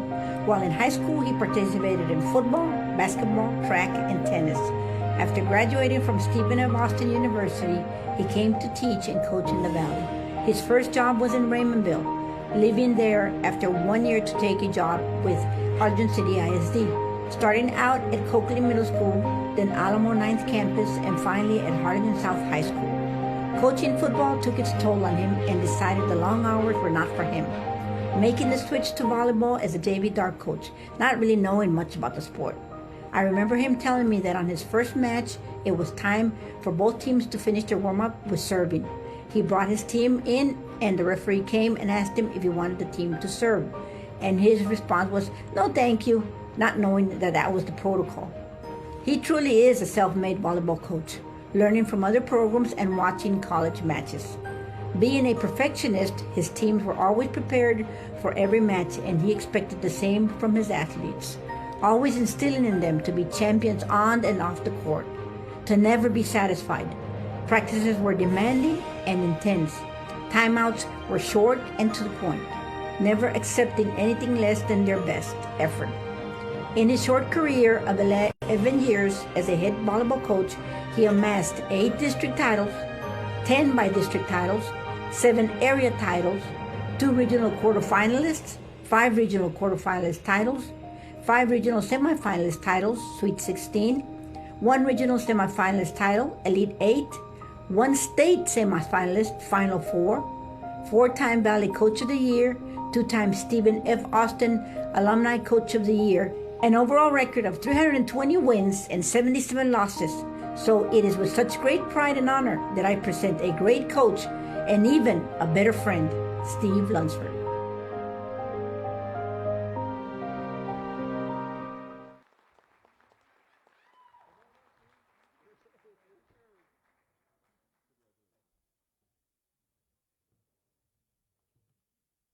First of all, thank you, Coach Garza, for that warm introduction. Coach Garza and I have been together for a long time, so she's much more than assistant coach. She's family. Coach Garcia, you're like that older sister I never had. I can say that kiddingly because we're only about a month apart. But hey, older is older. I'd like to thank all of the coaches, whether I coached with you or against you, and all of my bosses, athletic directors, administrators. You all made me better at this profession. Of course, we'd like to thank the board of directors, such a humbling and overwhelming, prestigious award. Also, athletes, some of them are here. Thank you for all your hard work and all your dedication. Without that, I would not be here. Also, very importantly, to the parents of those athletes. Thank you for your trust and, quite frankly, just putting up with me. Personal thank yous, of course, to my wife, Linda. Thank you for always believing in me. Thank you for, more importantly, always believing in the teams that I was so fortunate to be a part of. My daughter, Crystal, and her husband, Albert, and their entire family. My daughter, Allie, and her husband, Joseph, and their entire family. I'm blessed with 3 granddaughters, and I'm proud to say I have a grandson on the way. Finally. Thank you to the family members who are here tonight to be part of this recognition. And also, thank you, Mom and Dad. They're no longer with us, but on the other hand, they're always with us by teaching us a set of values on a very simple philosophy. Do what's right because it's the right thing to do. Thank you, Mom and Dad. Thank you. So as you can see, I'm overwhelmingly grateful for the strong support system that I have always had from the beginning of a career to the ending of a career. It's a journey, as Coach Garza mentioned, started in 1981, 1 year at Raymondville, and then I found home. The rest of my 30-year career I spent in the Harlingen school system, coaching football, basketball, and extremely fortunate the last 12 years to be the head coach of the Harlingen South Lady Hawks. Being at this banquet tonight, surrounded by so many of you great coaches, has reminded me of why I wanted to be a part of such a proud profession. Coaching is an honorable profession because of the life lessons taught by coaches lead to young adults with a strong sense of character. Coaches out there are always teaching accountability, discipline, a strong work ethic, goal setting and goal achieving, leadership skills, and the importance of preparation. Just a quick coaching story about the importance of preparation. At the time, I was the varsity boys basketball assistant, and the head coach and I were getting together and deciding what are we going to do for senior night. So my job was to make sure all those seniors got in, and then game starts, 2 minutes left, it's a tie game. I look down at the end of the bench and realize one of the seniors hasn't got in yet. A kid that didn't get a lot of playing time, but oh, what a great kid. I'll call him John Doe to protect the innocent, that being myself. So I mentioned to the head coach, John Doe hasn't got in the game yet. You know how you head coaches are. Yeah, but it's a close game. So I nudged him and said, hey, it's being senior night and all, and this was my job, and naturally he agreed. So I looked down at the end of the bench and hollered at John Doe. Next dead ball, you're going in, so come on up. And coaches, we've all seen it, right? That long walk to the front of the bench with that deer caught in the headlight look. Say, hey, you're going to be great. You are prepared. Just go out there and do what you've been coached to do. Still just looked terrified. So I tried to settle him down, realizing he hadn't got a lot of playing time through the course of the season. Say, hey, this game is being played in your honor. Just relax. You are prepared. Finally, he leans into me, whispers in my ear, Coach, I don't have on any underwear. Did I mention this is a boys basketball team? True story, you can't make that up. So as you can imagine, for all of you assistant coaches out there, that's a conversation you never think you're going to have with your head coach. Coach John Doe can't go in the game because he doesn't have on any underwear. So obviously he didn't play.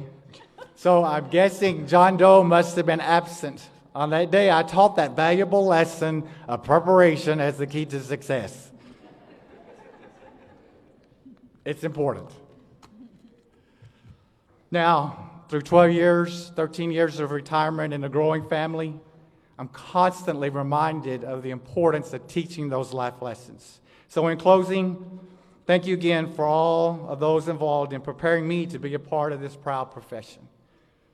To younger coaches, and I see many of you here, never lose sight of the impact that you have on all of us because you work with the youth of today. In doing so, you're making the world a better place. Tomorrow, the next school year, your next season, as you're preparing to meet those challenges, as you're preparing to teach those kids and change the world, don't lose sight of your own preparation. So remember, you learned it here first. Make sure you have on your underwear. Yes, sir. Thank you very much. Thank you. Good job, Steve. Thank you. Congratulations.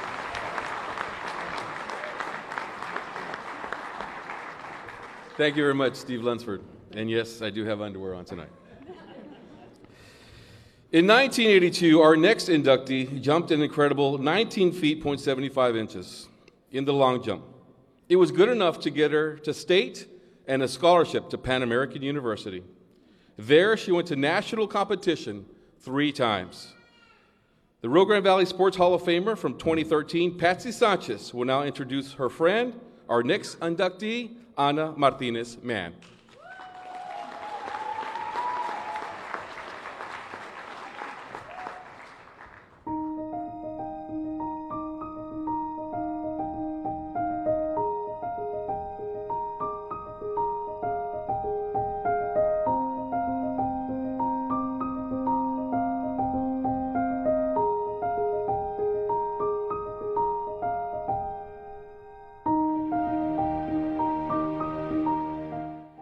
Good evening.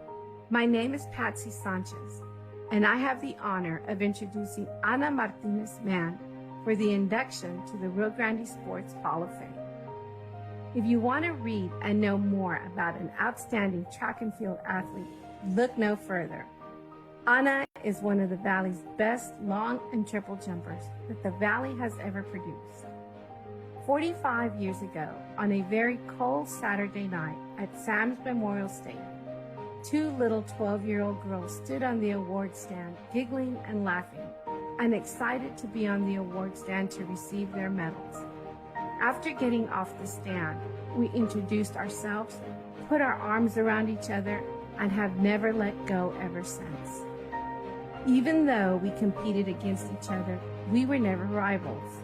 We supported one another and respected each other's talents. I remember sitting at the long jump pit with her, watching Ana do her thing, knowing then what a talented and exceptional athlete she was. I'd tell her, "Ana, you missed the mark by a foot." She'd say, "Okay, I know what I have to do." She'd go back and readjust her mark, and she'd still miss the mark by a foot. I'd tell her, "You missed again." We'd sit there laughing.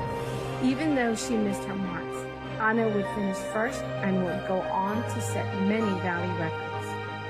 Coaches and athletes from all over would come to the sand pit to watch Ana fly. It was an incredible sight to see. Everyone knew she was destined for greatness. She was at home in the sand pit. Her talent was above all others, and we all acknowledged and respected her. What Ana believed, she achieved. Her accomplishments never went unnoticed. She continued to set many Valley records, still holding the long jump record to this day. Her dedication and positive personality were an asset to all of us. As the years went by, I watched Ana grow stronger, faster, and jumping further. Ana held the long jump mythical standing record all through high school. Never lost at that event, and qualified to regionals all 4 years of high school. She advanced to the state track and field meet in Austin her senior year, becoming one of the top 8 best long jumpers in the state of Texas. One of my favorite memories and moments in our track career is when as seniors we both made it to the state track meet. How many best friends can share such an exciting moment in their lives? After graduating high school, Anna mentioned to me that she would be taking a semester off. I told her, "Oh, no, you're not. You're going to accept the scholarship to Pan American University, and we're going to be roommates, and we'll be Lady Bronx together." Anna competed for Pan American University, advancing to national competition 3 times for the Lady Bronx. Anna has been courageous and a great leader.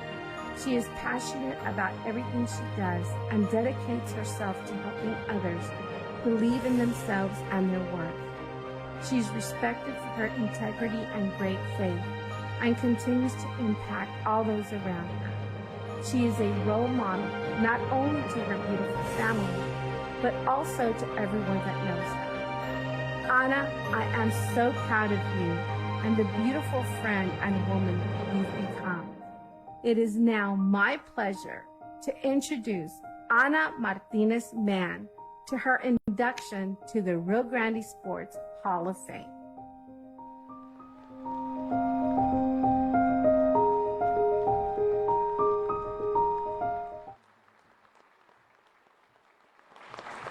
Thank you. Thank you.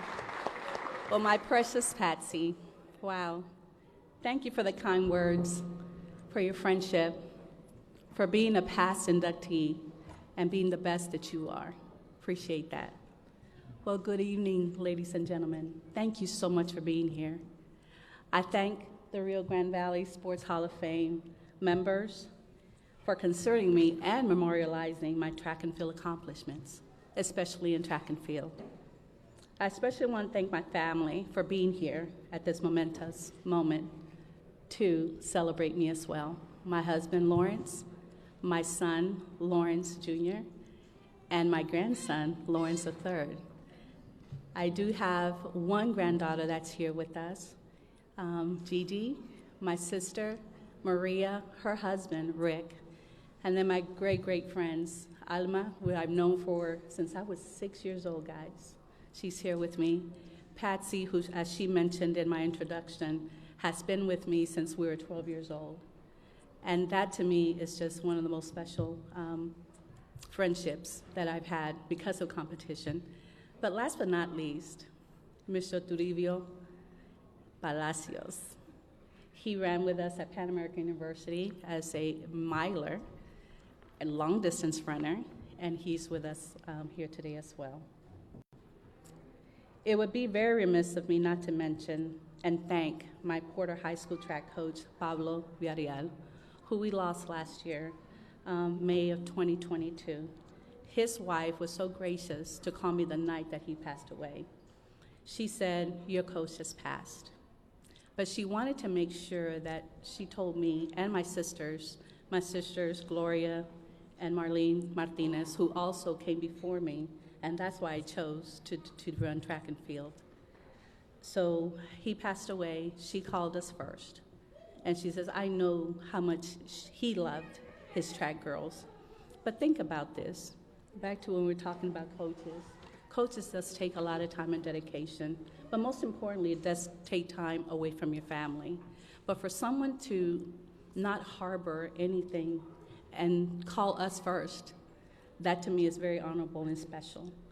So I also want to thank my coach, my Pan American coaches, Homer Martinez, Jimmy Platt, who is also a past inductee, and Coach Lopez. They trusted my abilities and my jumping style. They never asked me to change as it was unique to me. They coached me well and knew how to encourage me to perform to my absolute best. I do want to dedicate this honor to my mother, Priscilla Guevara Martinez, a 4'10" woman with a giant and beautiful heart. God rest her soul. She left us in 2008. She single-handedly raised 5 girls. Through it all, she remained a true servant to our church, her family, and to her community. May her sweet soul and spirit continue to live in me. I leave with you 2 encouraging quotes. 1, there will be people who will not be happy when you're triumphant. And then there will be people who will do the opposite. When you're in grief, they will rejoice. Just know that you have to feel it in yourself and know who you are, because there's always going to be adversity. 2nd, don't let anyone take your joy, because they didn't give it to you. Keep it and run with it. I do want you to know a couple of things about myself besides what was told. I am a child of the Most High, my Lord and Savior, Jesus Christ. I'm a wife to a wonderful husband, Lawrence Mann. I'm a mother to 3 wonderful, great young men. I'm a grandmother to 6 boys and 1 girl, and expecting 1 more. I am a sister of 4. Family is everything. Keep it in your heart, tuck it in, keep it sacred. May God bless you. Good night. Congratulations.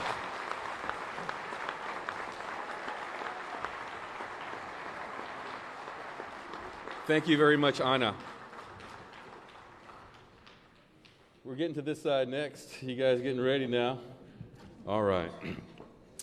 When we induct someone into the Rio Grande Valley Sports Hall of Fame, most people, they're usually retired. But this next inductee is still coaching. When he was voted into the Rio Grande Valley Sports Hall of Fame, he had been to the state softball tournament twice. Usually just 1 time to the state softball tournament is a career highlight. Well, it is safe to say that this next inductee career highlights are still taking place.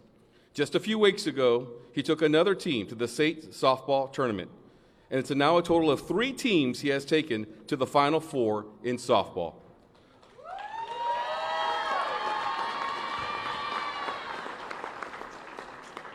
Mo Molina, a 2010 Rio Grande Valley Sports Hall of Fame inductee, will introduce our next inductee, Elias Martinez.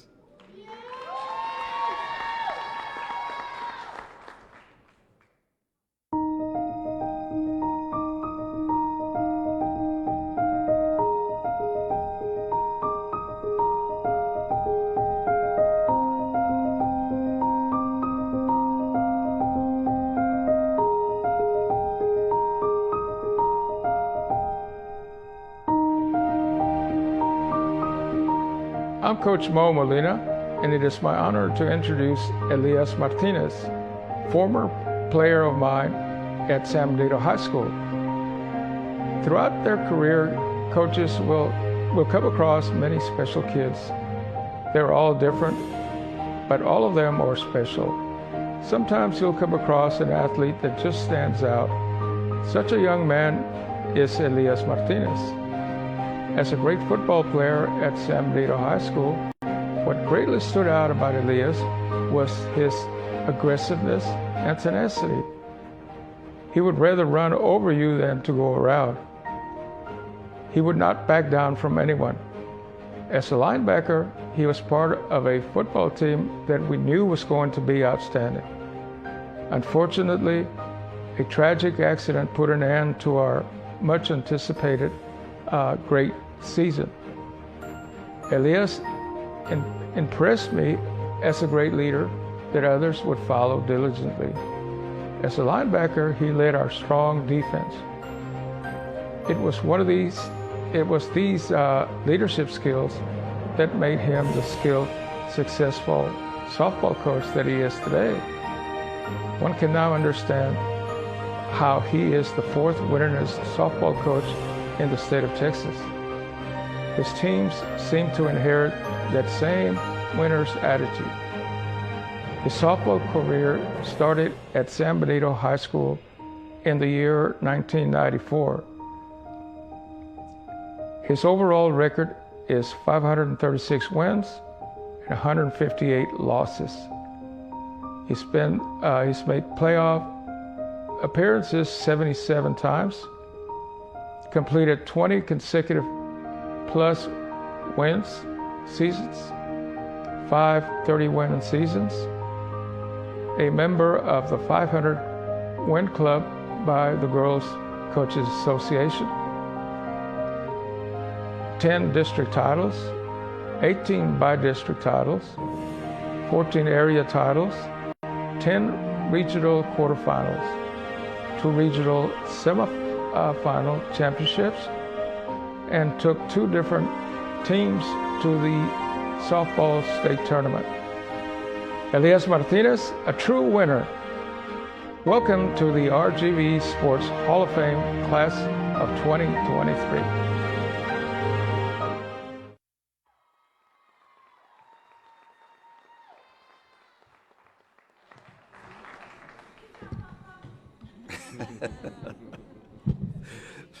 My proud grandbabies. First of all, I'd like to thank God for everything that He's done for me and my family, everything that all the opportunities that He's opened up for me professionally, and all the accomplishments that I've been granted. At this time, I am humbly honored to be inducted into the RGV Hall of Fame family. It's a dream that when you start coaching, you always have high expectations. You always want to be the best of this and you want to be the best of that. And at the beginning, that's what they are, dreams. And to see it come to fulfillment, it's totally awesome. I'm still in shock. And again, I'm truly honored and humbled to have received this. To be on the stage right now with coaches that have coached me, and Coach Gus Torres was my coach, Coach Molina, played under Coach Cortez. Yeah, I give them a big round of applause. It's truly unbelievable. At this time, I'd also like to thank my wife, Arcelia. Babe, would you please stand up? As coaches, thank you. As coaches, we all know how much time we put into everything, and the old saying that behind every great man, there's a greater woman. That's exactly right. That's exactly right. She's the one that has to put up with everything, all the gripes, all the complaints, everything that I come home with, and she's always there. She's always there, very patient, and just listens to me, lets me vent, and then she tells me to get up and go wash dishes and do the laundry. But babe, thank you. Thank you for always being there, very patient, for everything you've done for me and for us. I love you. To my kids, I've got 3 beautiful kids, JR, Deborah, and Laura. I've got 9 grandbabies, Jaslyn, Gisele, Rylan, Asher, Haley, Bam Bam. Call him Bam, Bradley. Kylie, Bailey, Brenna, my daughter-in-law, Vanessa, my son-in-law, Brandon. We call Deborah Pooh Bear, we call Brandon Tigger. Pooh Bear, Brandon Tigger. Oh, sorry, I had to throw that in there. Thank you for always being there. Thank you for always being there. My number one support system. Again, I'm preaching to the choir. As coaches, we have to have that strong family support. And they've always been there. They go to all the games. They miss a lot of work. I'm just glad their bosses are very understanding. So, thank y'all for everything. To my mom, Herminia Martinez, my sisters Norma and Minnie that are here, my brother-in-law, my other brother-in-law, Bob, Reverend Bob, and his wife Sylvia. Thank you for always being there for us. Your prayers and everything don't go unnoticed. So thank you. Thank you. To again, family to me is one of the most important things, and I just can't say enough of how as coaches, because of them, we're able to do what we do. Without their patience, they wouldn't, we wouldn't be able to do it. Through thick and thin, they've been my number one fan. So, again, thank you. I was born and raised in San Benito. Greyhounds, baby. Congratulations to the class of 61. Love you, Greyhounds. Born and bred San Benito, got my first job, graduated in 79 from San Benito, got my first job in San Benito, got my first softball win in San Benito, and this past year, got my last win thus far at 643 in San Benito. So San Benito, being a San Benito product means a lot to me. Being able to give back to the community to what they've given to me is beyond words. Beyond words. Being blessed to have the athletes that have come through San Benito, the Rachel Barrientos, the Crystal Castillos, this Clarissa Huerta, this year's super class that went to the state finals, Emily Delgado, Elisa Rubio, Amira Rodriguez, Bethany, and the list goes on and on and on. It's just, there's just so much pride in San Benito on their softball program that, our community is, in my mind, one of the best communities in softball and in sports, that anywhere we go, we always sell out. The Lady Hounds softball fanatics, we like to call them fanatics, they're so awesome that every time we go to a game, they're always there before the team is. So that just goes to prove how much passion they have. And our girls respond to that. Our football team, same way. They're very supportive in every sport. So San Benito fans, thank you. You are the greatest. I'd like to thank my assistant coaches that have been with me throughout 25 years of coaching. Luis Solorio, he was one of my coaches, been with me for years. Adrian Solis, I know Adrian's around here somewhere. Adrian, are you still here? Did you leave? He left. There he is. Adrian's was there with me. Coach Gilbert Rodriguez, Coach Adulio Garza, Coach Norman Rodriguez, Coach Gus Gonzalez, Lamar Lewis, Michael Mull, America Rogelski. Thank you for all the support you've given us throughout all our careers, throughout the time that you were there with me.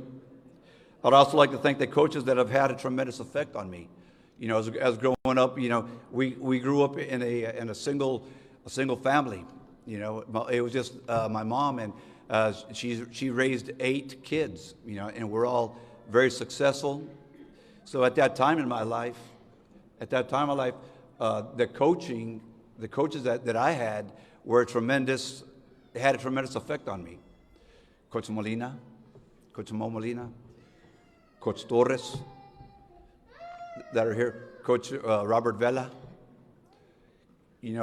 As coaches, we don't know what effect we have on kids until years down the line. And, and every time I see Coach Molina, I always tell him, hey, Coach, I love you. You were there for me throughout high school. So the impact that they have on us at that time is awesome. And one quick little story on Coach Molina. Coach, I don't know if you remember this, Coach, but back when we were in high school and Coach was coaching us, we were very talented, but there was a bunch of guys that were sophomores. And Coach Molina was our coach, and some of the seniors were kind of upset because we were taking over their spots, and so they wanted to beat us up. And we're like, so Coach Molina I guess he got wind of the word that the seniors wanted to get us. So he goes, "Hey guys, not that we're advertising violence, no, nothing like that, okay." But he goes, "Hey, if you guys need something, there's something in the back of my truck that's about that big, I'm kidding. But nothing ever came out of that. But stuff like that where you get that bond. Besides being an athlete, you get that family bond that I'm here for you, regardless of whatever happens. I'm here for you. So Coach Molina, Coach Torres, and Coach Vela, and some other coaches that are here, thank you for everything you've done. Thank you for the effect that you've had on my life. Because of y'all, I'm here. So thank you. Thank you.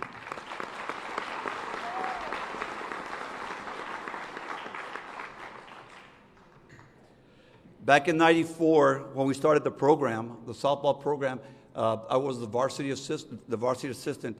I was under Coach Brotherton, and we were there for 4 years. He was there for 4 years, and then he went to Jersey Village.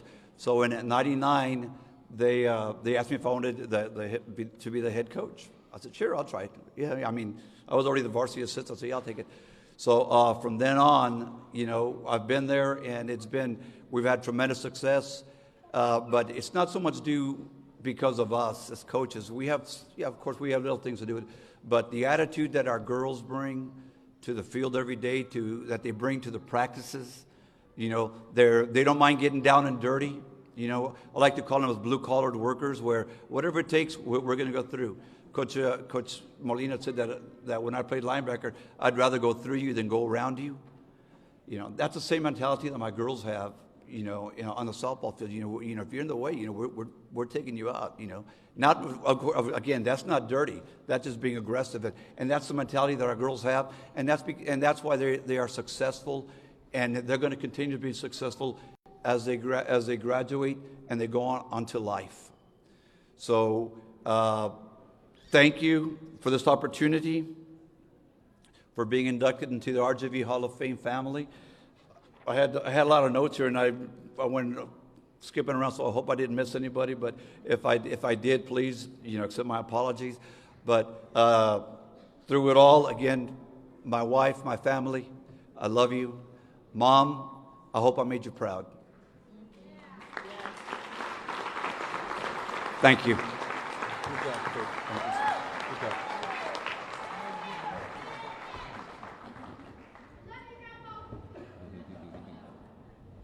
It's a long way from Brownsville to TCU, but our next inductee found a way to get there.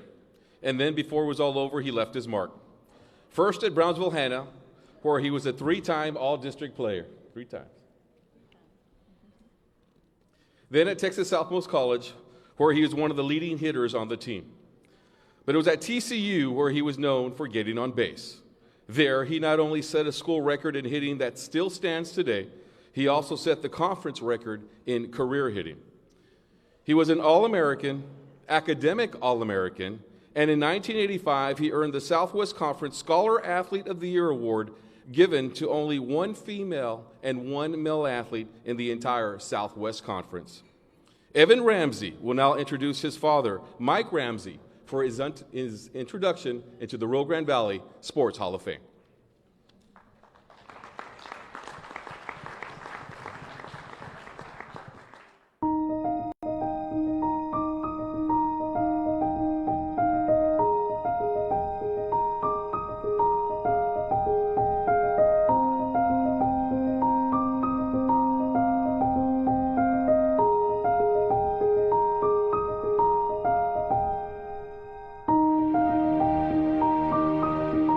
Ladies and gentlemen, welcome to this special occasion as we gather to celebrate the induction of one of the greatest.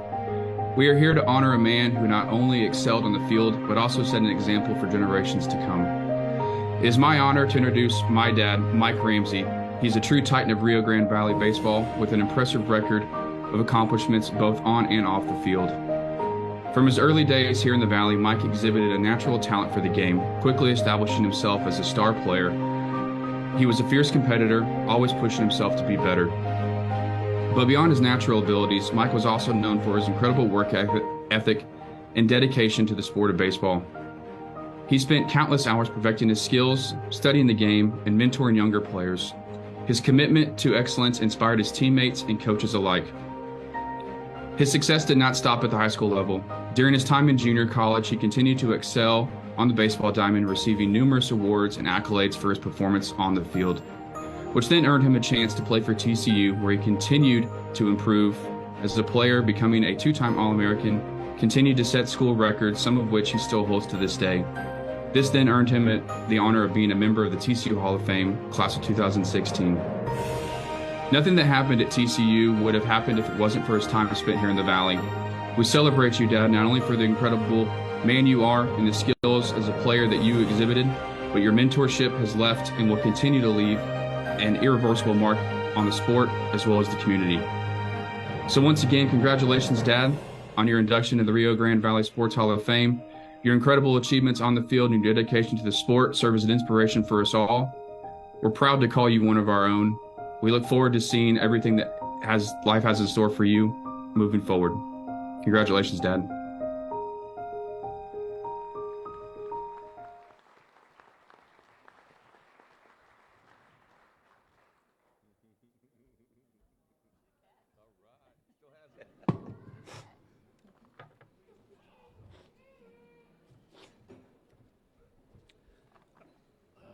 All right, here we go.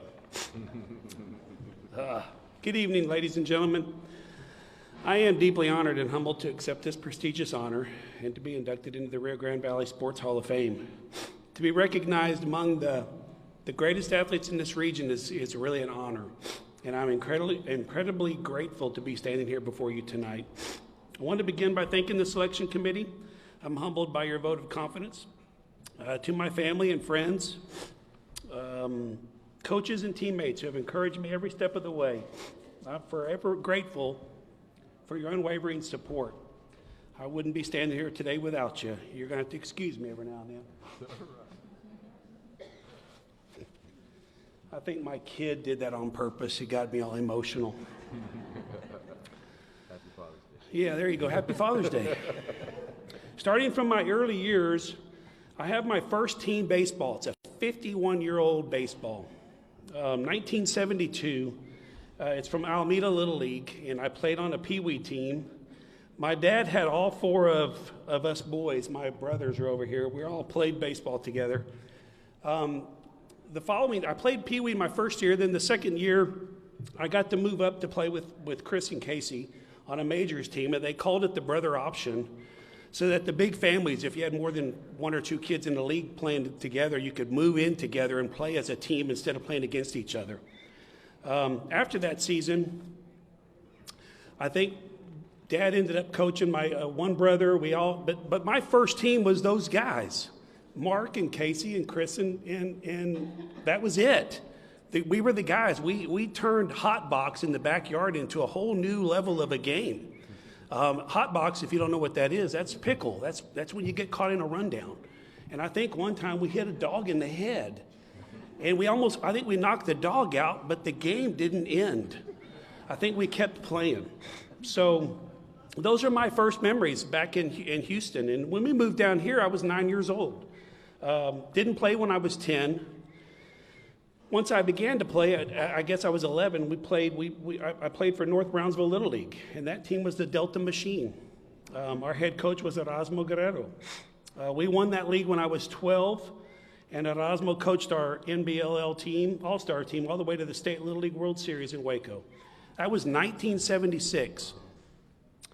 We had the craziest uniforms that year because it was a bicentennial. Everybody was in red, white, and blue, and we were in green, gold, and white. And we looked like we were out of Brooklyn, New York. Dickie Doris was our assistant coach. I remember Coach Doris teaching me how to throw a slip pitch curveball. It was taking the same look of a curveball like this and turning the wrist this way and throwing it like you're throwing a fishing pole. And you pull the elbow down, and what that did for us was it kept you from twisting your elbow. Kids nowadays do this when they try to make a ball spin. So it was a really important, I teach that pitch to this day. I still teach that because I can get kids to make a ball move without twisting an elbow and breaking something, hurting something. So that's why I needed the ball. Thanks, Ev. Some of the guys on that team, Greg Ganem, Cooper Davis, Javier Solis, Eddie Martinez, Dwayne Phillips, Ricky Del Castillo, Luis Martinez, Joe Soto, Lenny Leal, Billy Lopez. These are just some of the guys. I couldn't remember 4 or 5 of them that were still on that team. It was a pretty good group. We all played high school baseball together and against each other. When you think of North Brownsville Little League, you also have to think of a guy by the name of John Garza. John Garza, I think he passed recently or passed a while back. But he wrote the small little quips in the newspaper in the Brownsville Herald, and it had a little glove up in the corner of the paper that you could denote that there was going to be some stories about Little League guys and Little League teams. And it was really cool because he made all of us Little Leaguers feel like big leaguers. We were all in the paper. We got our name in the paper. It was so cool to see that happen and to become semi-famous, if you want to say. My Hannah High School coach was Coach Charlie Chavez. He's here today, and his wife is with him. I believe our class was the first team for you as a head coach, if I'm not mistaken. And it was really a lot of fun playing all those Valley schools and listening to the talks and the speeches on the bus and going from Brownsville. Like I came from the island to come here tonight, and I was telling my kids we used to have to come from Brownsville to come up here to play on a school bus. And they just don't remember, they don't have any idea what a school bus is with windows down. And trying to go as fast as you could to get the air to circulate. I remember Coach Chavez, we were really big on the first and third offense and defense. We called it RED, R-E-D, regular, early, and delayed. We were really good at that, both offense and defense. We spent a lot of time doing those things. And I ended up using that same system when I became a college coach here just recently. I've always appreciated your friendship, Coach Chavez. Thanks for always being there, because you were there for some really weird times back in high school. And I've always been impressed with your knowledge of the game. The late Hector Salinas coached me and a few Hannah buddies at Texas Southmost. He had this young coach with big hair and a Fu Manchu mustache. He'd show up for work with the guys hitting and defense. You name it, we would do it.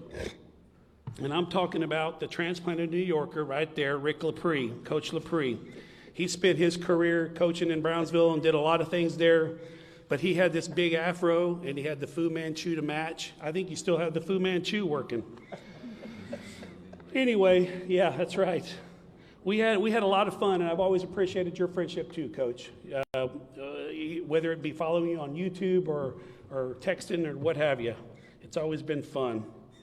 I can remember going in health class, when you taught health, we would get done with our work somewhere around campus, and we would all the baseball guys would meet in his room, because we had those rolling AV carts that had a TV on it, and we would plug that sucker in and try to find a station that would carry the Yankees always playing the Royals. It was always Yankees and Royals back then, it seemed like, or the Dodgers or somebody, but we would always give him all kinds of grief about the Yankees because that's his team. And I swear I still owe you a ton of milkshakes, I'm sure, because those were our bets. I have a couple shout outs to make. Shout out to Tom Chandler. If you don't know Tom Chandler, he used to be the former head baseball coach at Texas A&M. Now I've got 3 Aggie brothers over there, whoop it up. All 3 of my brothers went to A&M, and that seemed to be the right place for me to go. I remember my dad and I taking a trip up, and we walked into Coach Chandler's office, and the first thing he said was, "We don't take walk-ons here. They don't have a good opportunity to play here." So my shout-outs to him, because it made a lot of sense for me to go there, and I didn't ask for any money. I just wanted to come and have a chance to play, and he basically said no.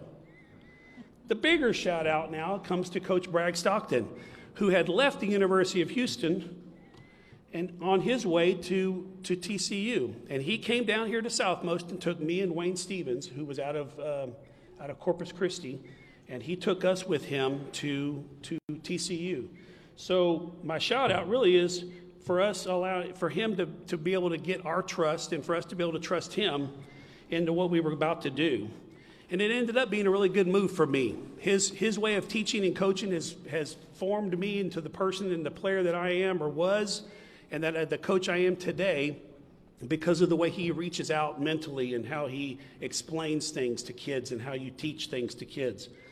Hitting a baseball or a softball is not an easy thing to do. I don't care what anybody says, it's just not an easy thing to do.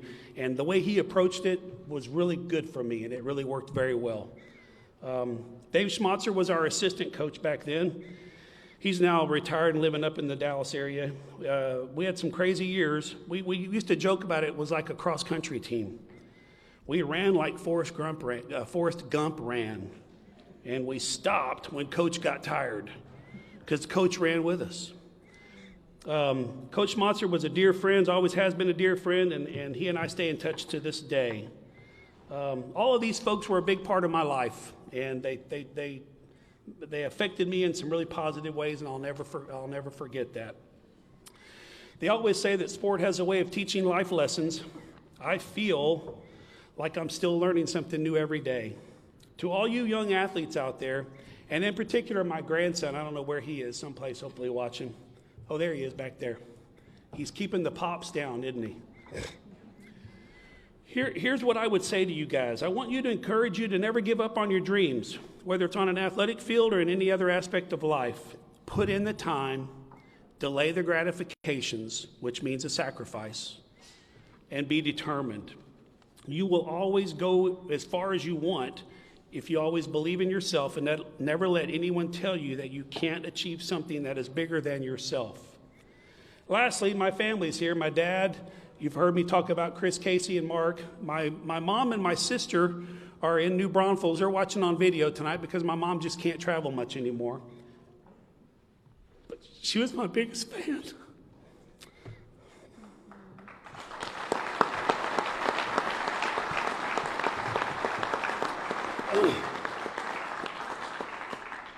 She was my biggest fan. I'll never forget. I could always hear her on a field someplace yelling. My immediate family is here.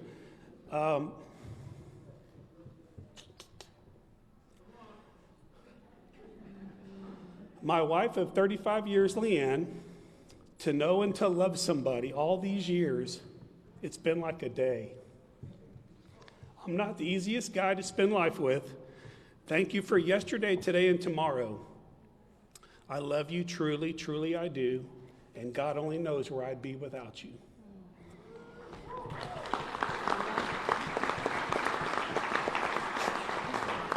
My kids, my son Evan and his wife Deborah Christine couldn't make it, and my daughter Erin and her husband Brian with their son Brian Jr., and they are here. I'm so proud of you all. I'm looking forward to watching you all live out your life's dreams.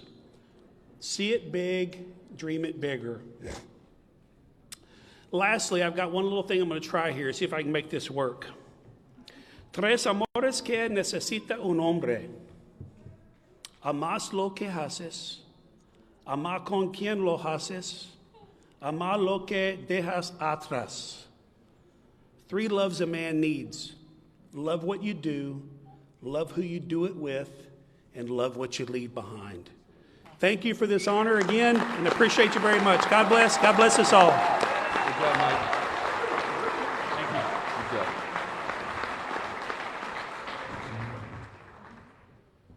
Thank you very much, Mike. It was September 28th, 1971, when the Phoenix Suns and the San Francisco Warriors played an NBA basketball game at Pan American University in Annenberg.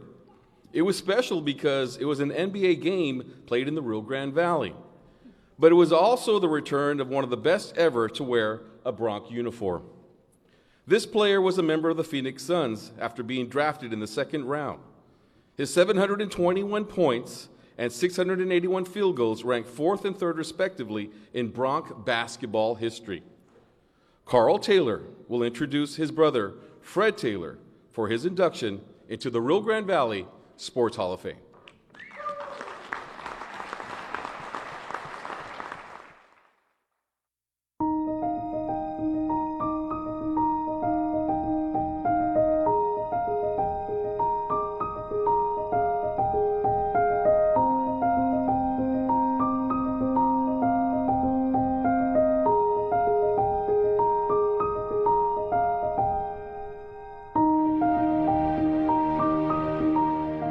Hi, my name is Carl Taylor, and it is my honor to present Fred Taylor for his induction into the Rio Grande Valley Sports Hall of Fame. I have known Fred for 61 years, all of my life, but he is my older brother.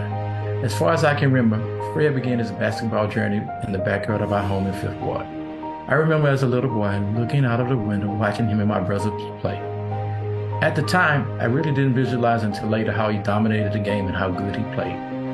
I remember the days during the Texas hot summers, Fred would run the neighborhood to stay in peak shape, where everyone else was having fun. He was constantly sharpening his skills in high school at Phyllis Wheatley or at Finnegan Park, the neighborhood park.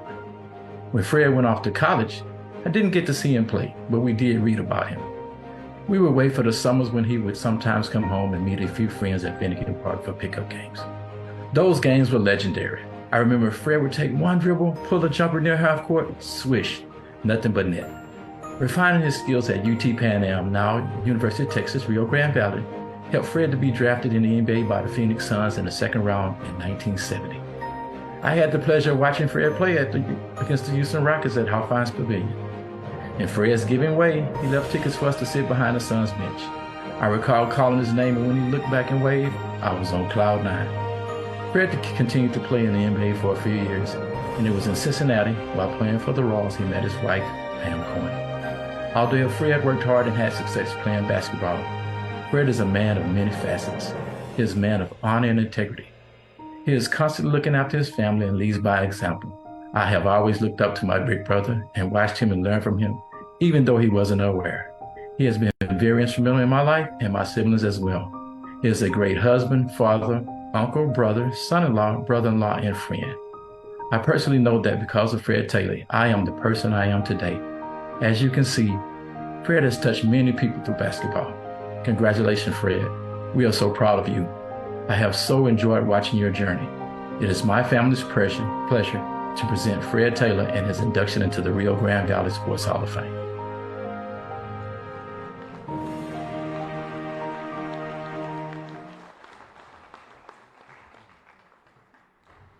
Thank you. That's the first time I saw that. It almost brought me to tears. I just want to thank my brother Carl for that introduction.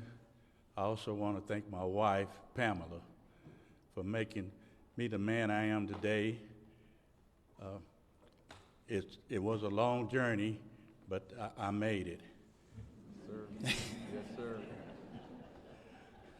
But anyway, I want to thank my wife because she made me the man I am today. She made me, and my son, Brian, I want to acknowledge my son, Brian, for I'm very proud of him for the man he is today. I'm a little nervous up here. I played in front of a lot of people, but to get up in front of a lot of folks and talk is a whole nother story. You're doing great. But anyway, I want to...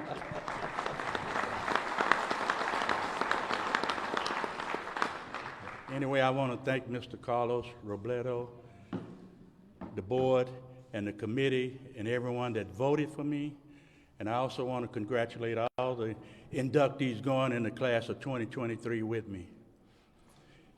When I graduated from Phyllis Wheatley High School, I had 2 scholarship offers, one to Wisconsin and the other to Pan American College. At the time, I didn't have a clue where Pan American was. I had 2 former teammates that the late great coach Sam Williams had recruited to come down to Pan American College and play basketball. When they told me how friendly the people was in the valley, it was a no-brainer for me to come down here. See, I came from a segregated situation in Houston.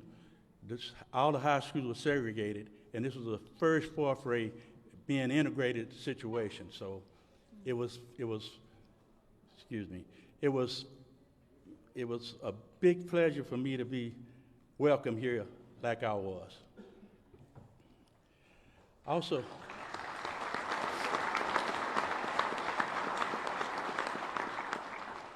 I want to say a few things about my coach, Sam Williams. He's no longer with us, but if it wasn't for him, I probably would have never came to Pan America. See, because when he recruited me, we didn't have a gym to play in.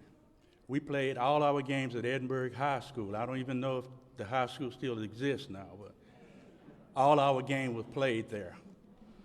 And it was like a home court for us because teams that came in here, they couldn't beat us. And every time I come here, a lot of people tell me they remember those games and remember the teams we had. My main objective when I came to Pan American was to get a degree and graduate. For I made a promise to my grandmother that I would set an example for my brothers and sisters and graduate in the hopes that they would follow in my footsteps. And I have 9 brothers and sisters, and I'm here today to tell you that the majority of my brothers and sisters all went to college and they all graduated. Awesome.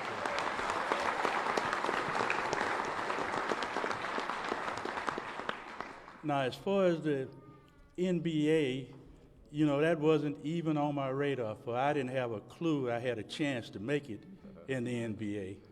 I was playing the game of basketball for the love of it. Now, Coach Williams saw a lot of potential in me, and he encouraged me to work on my game, for he thought I had a chance to make it to the next level. By my senior year, I got drafted by the Phoenix Suns in the second round. My rookie year at the Phoenix Suns, I wasn't expected to play, but I played my way into the lineup, and I was the sixth man coming off the bench. That year, we had the fourth best record in the NBA, but we didn't make the playoff because the format was totally different than it is today. The following year, I picked up where I left off my rookie year, and I was well into playing the way I was my rookie year, but midway through the season, out of the blue, I got traded to the Cincinnati Royals. I got traded from one of the best teams in the NBA to one of the worst. Now, upon being traded, the team gave me 3 days to get the report to Ohio. So I loaded up my car and went on a 1,000-mile road trip, and I can't tell you the details about all that. I don't have enough time. But it took me a day and a half to reach Cincinnati. And once I got to Cincinnati, I was told that we had back-to-back games, and the first game was in Chicago, so I had to catch a plane to Chicago. And we came back the next night, and we had to play the following night, we had to play the Milwaukee Bucks.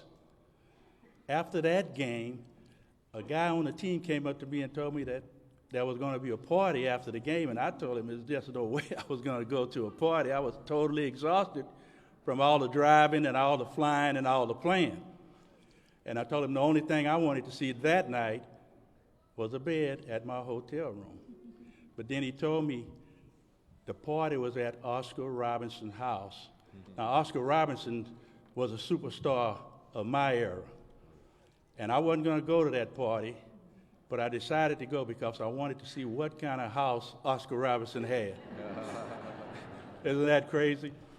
But this is the crazy part. If I hadn't have gone to that party, I would have never met my wife.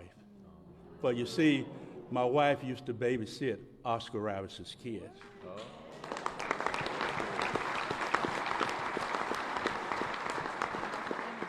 Now, when I got traded, I thought it was the worst thing that could possibly happen to me. But God has a way of making things better when you think it's the worst. If I hadn't gone to that party, I would never have met my wife. And we've been together ever since. And this past March, we just celebrated our 50th wedding anniversary.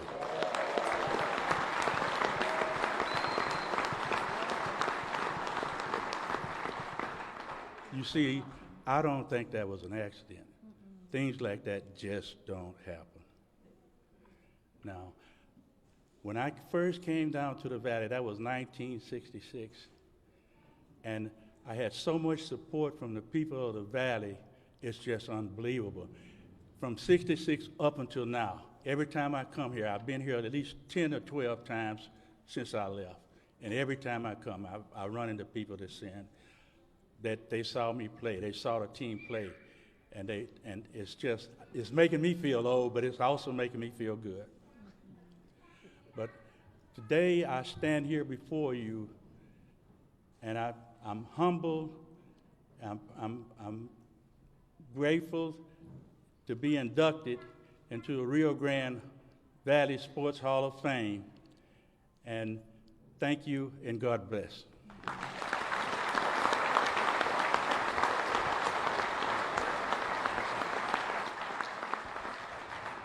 Thank you very much, Fred Taylor. Thank you. They still love you here, Fred. Still love you here in the Valley. I know that. Thank you. People in Harlingen still remember this football player who played for the Cardinals in 1972. This is the year he was named All-Valley and All-South Texas first team by the Corpus Christi Caller-Times. But people in Milford, Illinois might also remember him because when he was a migrant farm worker, he would run track for Milford High School. He ran in the relays, the 400, and through the shot put, qualifying for regionals and helping Milford win the Iroquois Country Championships. Dr. Lizette Goodlow will introduce her dad, our next inductee, Gus Torres.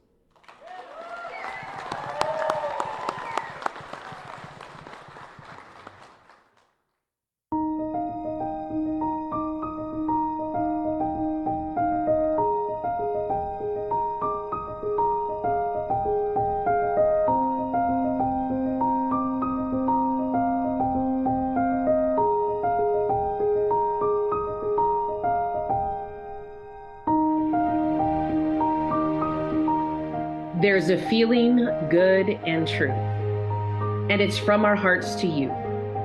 As we give a toast to thee, may we never happy be. And though far from here we roam, we will always call you home. It's the place we love the best, dear old HHS. These words are ingrained in my spirit, along with the image of a redbird. The cardinal represents a piece of history for our family, but for me, it is equivalent with my father. My name is Dr. Lizette Goodlow, and I am the daughter of Gustavo Torres Jr. It is my honor to present my dad for his induction into the Rio Grande Valley Sports Hall of Fame. For as long as I can remember, there was always an image of a red bird in our home, the cardinal. This bird represented a piece of history for our family, but for me, it was equivalent with my father. The cardinal represented opportunity, pride, commitment, and excellence.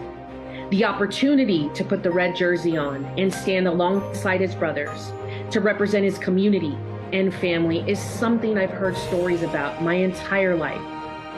This opportunity extended beyond Harlingen and the Rio Grande Valley. The Cardinals provided an opportunity to change the trajectory of generations and to lay a foundation of excellence for the Torres family. As a first-generation college student at Livingston University in Livingston, Alabama, my dad understood the importance of this opportunity as he continued his journey on the gridiron. Standing only 5'7", he wasn't supposed to make it as a collegiate football player. You see, this era of football was different. We're talking about the no water drinking, no breaks, no holds bar type of football that my dad grew up in. What his coaches failed to realize is that football was easier than working in the fields. You see, football was a game of 4 quarters, followed by a break, something he rarely received while in the fields as a migrant worker. Football also brought a sense of pride to my family and to our community. As a child, I remember hearing stories about my father's playing days, and people were able to recall my plays my dad made with so much detail. My Papa John talked about going to the stadium early because he didn't want to miss not one play my dad made. He wanted to get a good seat. While I may not have seen my dad play football, I carry the stories people have shared in my heart because I know he represented our town with pride. My dad's commitment to football remains strong as he carried his passion for the game throughout his coaching career. And his impact extends well beyond the gridiron. His legacy lives on through the lessons he shared with players, colleagues, his children, and grandchildren. Congratulations, Dad, on this honor. Even though you've always been in the Hall of Fame, in my Hall of Fame, now the world can honor you. We love you, and we are very proud of you. It is my honor to present my dad, Gustavo Torres Jr., and his induction into the Rio Grande Valley Sports Hall of Fame.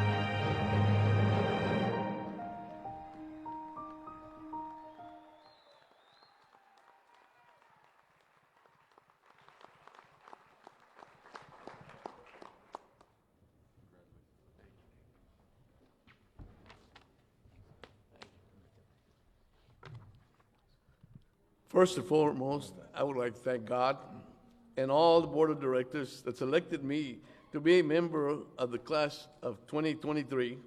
I would also like to congratulate all of the new members of this fine class of 2023. You all deserve it. You have all accomplished some great things. Secondly, I am blessed to have my beautiful wife.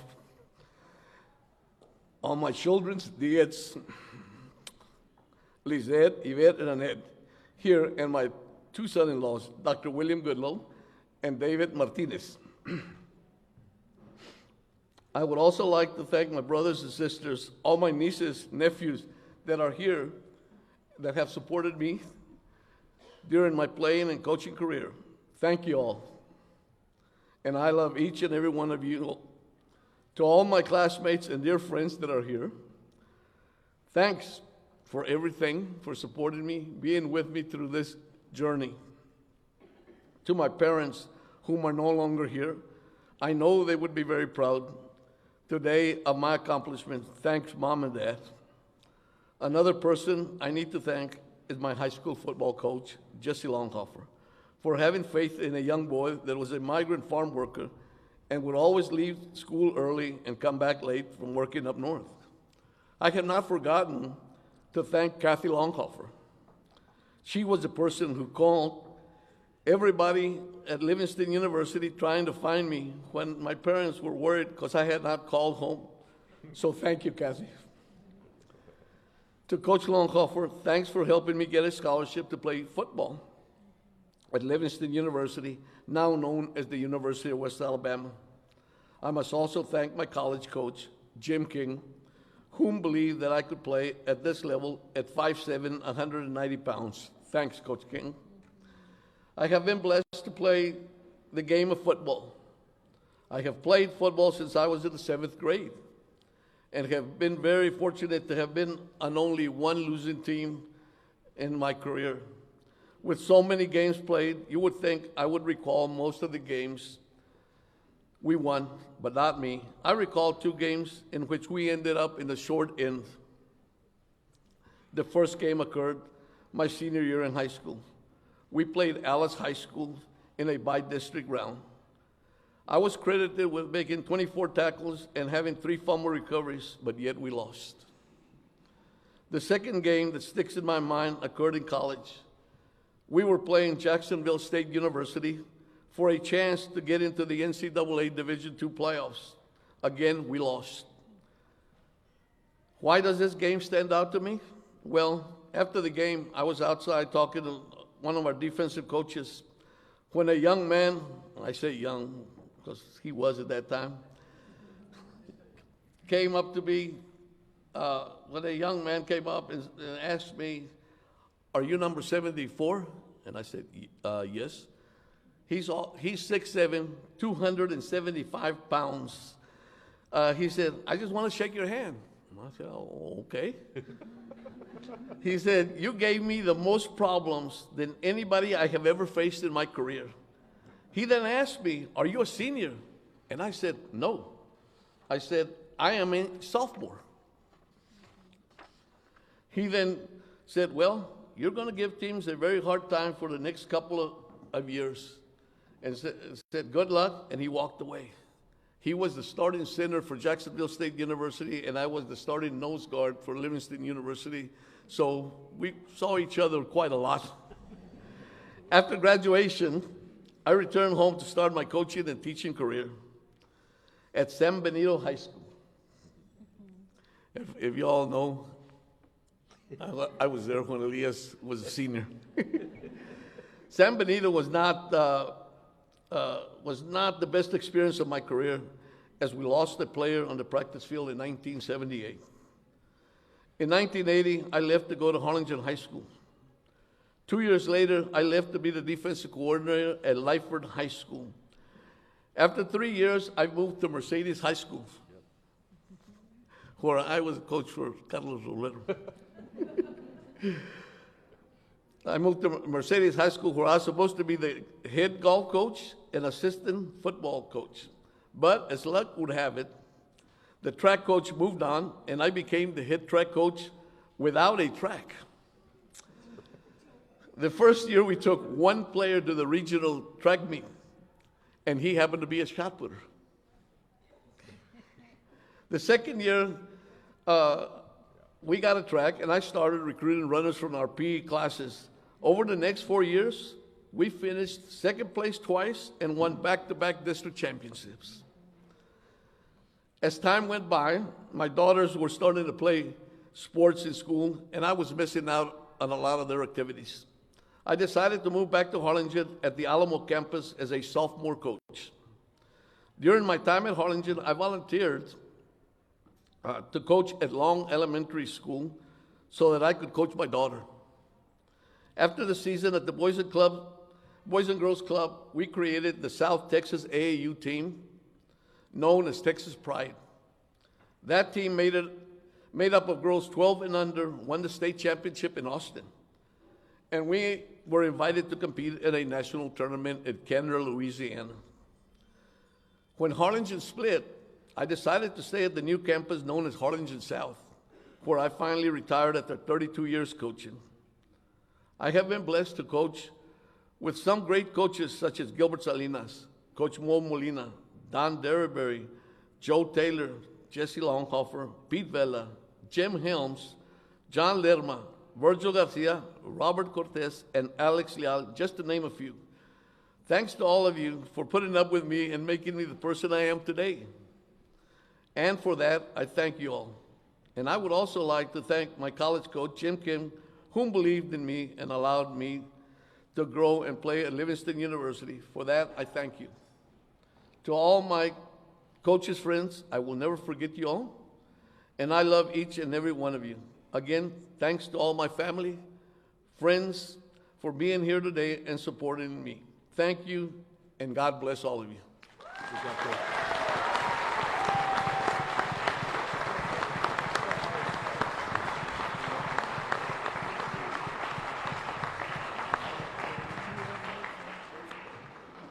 Good job, Coach. The name Treadaway is synonymous with baseball here in the Rio Grande Valley.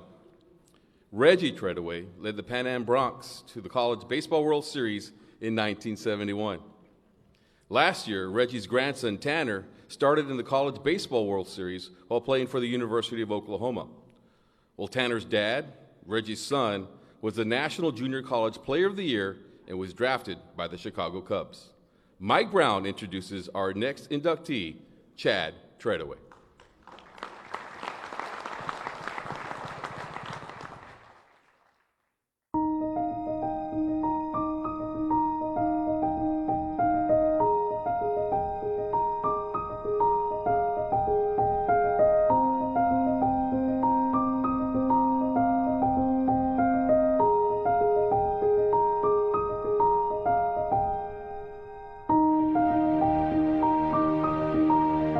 Hello, my name is Mike Brown, and I'm very honored to introduce one of the newest members to the Rio Grande Valley Sports Hall of Fame, Chad Treadaway. I've known Chad for over 40 years, and while I was playing baseball for Pan American University, Chad was a switch-hitting 10-year-old in the Edinburgh Little League Association. If Chad wasn't playing baseball, he was at Jody Ramsey Stadium with all of us. He lived for Pan American Bronc baseball. I watched Chad grow into an outstanding young man and incredibly talented baseball player. Chad graduated in 1990 from Edinburgh High School, and he then signed with Seminole Junior College and attended there in 1991 and 1992.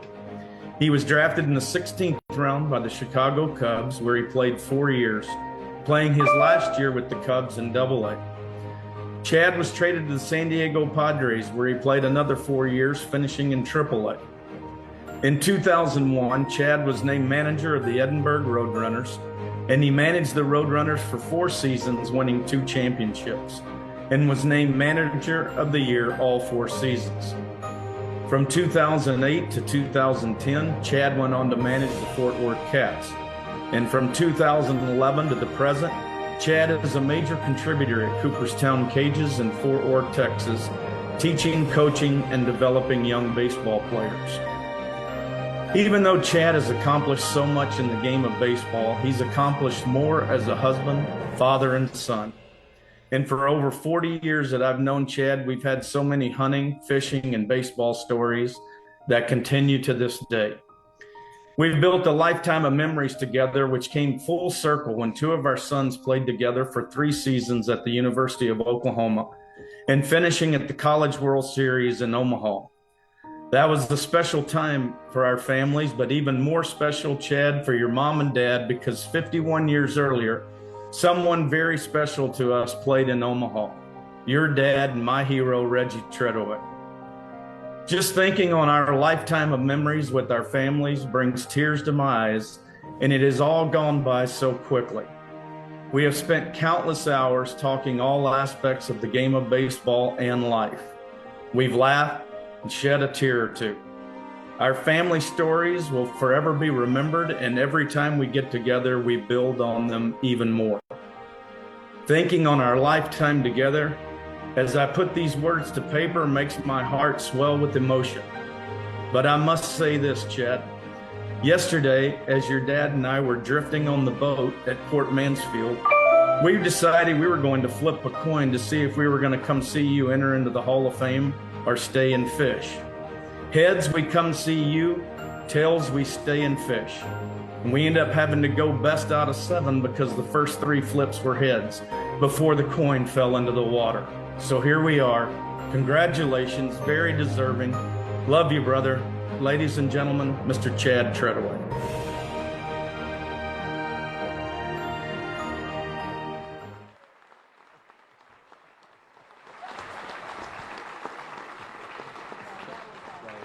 That was good.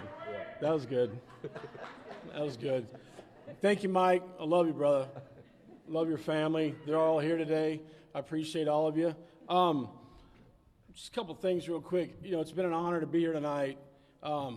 Just hearing their stories on this stage makes me emotional because we're all connected. Like, you know what I mean? Like, I get it. You know what I'm saying? Like, when somebody tells a story, I'm like, man, I get that. That just makes sense to me. You know, because we all kind of come from that world of, you know, different sports or coaching or playing. And, you know, listen to Fred. I mean, that story of integration, I mean, that just blows me away. You know, that I'm on stage with this man. I mean,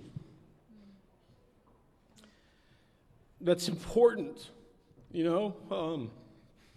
And it's an honor to be here with all of you.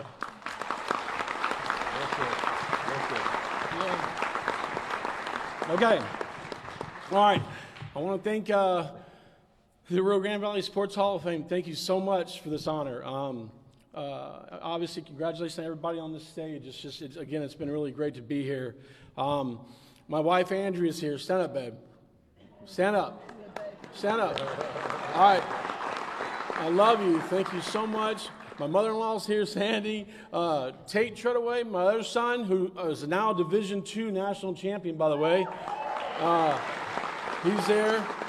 I've got a 5-year-old named Travis. That's right. He's 5. Yep. I have a 1-year-old named Reagan. That's right. She's 1. And of course, Tanner is now trying to play some pro ball with the Pirates, so he can't be here tonight, but that's great. My mom and dad, my mom, my biggest supporter my whole life, everything I've done. Just thank you, Mom, for all those things you did. I always realized that my mom and dad didn't sit together at my games, and I never really knew why. And then I finally realized, you know, my dad's more of just really laid back, and, you know, he just kind of likes to stay out of the way. And my mom has been known to be thrown out of a few ballparks in her day. So obviously they didn't sit together ever, you know, hard when they watched me play back in the day. My dad, of course, Reggie Treadaway, and I'll get more onto him here in a little while because he's connected to why I'm standing here, without a doubt. I wouldn't be here without him. I mean, it's just kind of how I grew up. So thank you, Dad. I love you.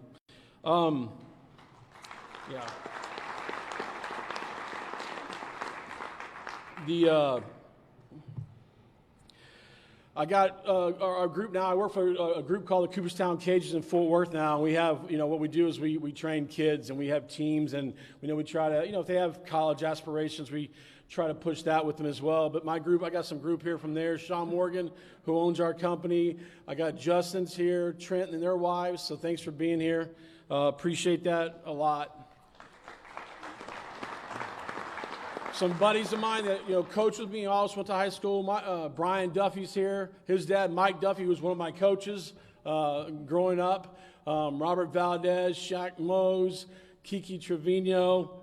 Who else am I missing over there? Is that everybody? Can't see. Huh?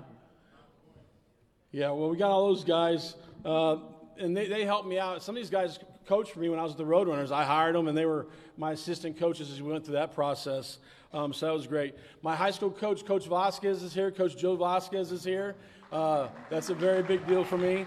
Thanks, Coach, for being here. I appreciate it so much that you're here. It's just an honor to have that kind of support, For me, growing up, elementary and junior high, it was real simple. Jody Ramsey Stadium was my home. I lived at Jody Ramsey Stadium. And, when you have mentors like Coach Al Ogletree, and Reggie Treadaway, it wasn't hard to kind of figure out what I was going to be or how I was going to act, I think, so to speak. Growing up there was great. In March, there was always 3 tournaments, in March. It was like just baseball for 3 weeks straight. And I just loved being out there every day and watching these games. And I remember my dad, every once in a while, if there was a really good pitcher, coming on, that maybe faced us that night from, wherever, Oklahoma, wherever they would come from. If he was really good, my dad would say, hey, you need to sit behind the stands and watch this guy pitch today. And he'd make me stay there and watch this guy, throw. Back then, didn't really get it, but now I do, It was just trying to really, give me a chance to see what it was all about, especially at the highest levels, So I just was so fortunate to grow up in those type of days and Jody Ramsey my whole life. And like Mike said, I was probably a pretty good pain because all I did was ask for, players to throw to me and hit in the cages, and that's all I did. All the time. And so I was lucky. I was lucky to have that process, and I'll never forget those times, And then going into high school and, finally, playing for Coach Vasquez, who all of a sudden throws this discipline thing in there, And all of a sudden I'm having to learn how to deal with, with that type of thing, and I'm messing up or Coach Vasquez instilled that idea of, hey, you better do it right, and learn how to do this. So that was always great to get in there. And then went on to junior college, did really well. Had a coach there who told me I was terrible for 2 years, but I was his best player, whatever. But, but it was great. I know, after the fact, at the time I didn't really like him. I thought, this guy doesn't like me. But then I realized he's a great friend of mine today. I realized he was just trying to get the best out of me. So, again, just another learning moment for me as a player, going into coaching, and then had a chance to play professional baseball for a while. Made a run at it, didn't get there, but the relationships were great. And in 2001, getting the chance to come back to my hometown and manage a pro team, that was really a big deal for me. And, coming back in 2001 and doing that was really special. We put together a team. The city of Edinburgh was fantastic. They built the stadium for us, and the excitement was really good. We had great crowds, a good team. It was fantastic. And, of course, 9/11 happens that year, and that was, kind of really changed things for us there at the end. But I'll never forget it because we stayed together, we molded together, played, we ended up going and playing and winning the championship that year, and it was fantastic. 3 years later, did the same thing. It was great. And those times are times I'll never forget, and the relationships, again, that you build, right, which is really special, and which is what I love hearing tonight and just keep learning, Yeah, it's been great. And I think just learning again from other coaches and all the coaches and players in here, it's an honor to be with y'all. I appreciate this very much, I know it's been a long night, so let's get everybody out of here. But thank y'all very much. Thank you very much, Chad. There are some gift baskets for you all in here. You have a shirt, you have a plaque, and there's also a Rio Grande Valley Sports Hall of Fame ring for you all to wear. And that's why we got your ring size earlier this year. So congratulations once again. We are almost done. And I know that you all have been here for a while. It's been a 3-hour ceremony. We started at 6, and it's going to be 9 o'clock, even though it feels like it's 3 o'clock in the afternoon outside. But before we leave tonight, we want to welcome President-elect for next year, who is also now a Hall of Famer, Gus Torres, to say a few words. And so have him come up.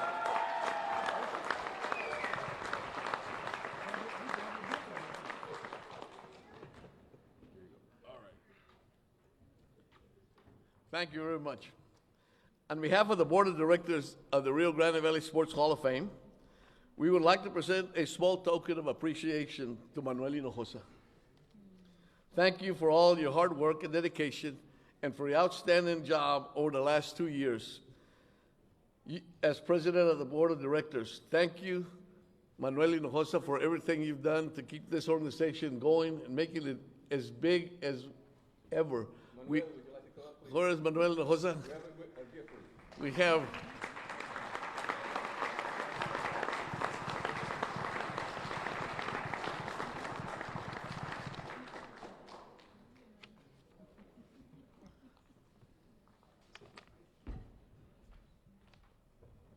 good luck.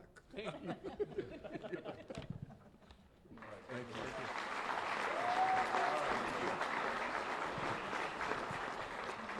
Before we leave tonight, we're going to want you all to go out there and take a quick photo, a team photo, right, a class photo, and then an individual quick photo. So that's for you all. So there's a professional set up back there, so I just want to let you all know that. But how about one more time? Thank you once again, all of our teams.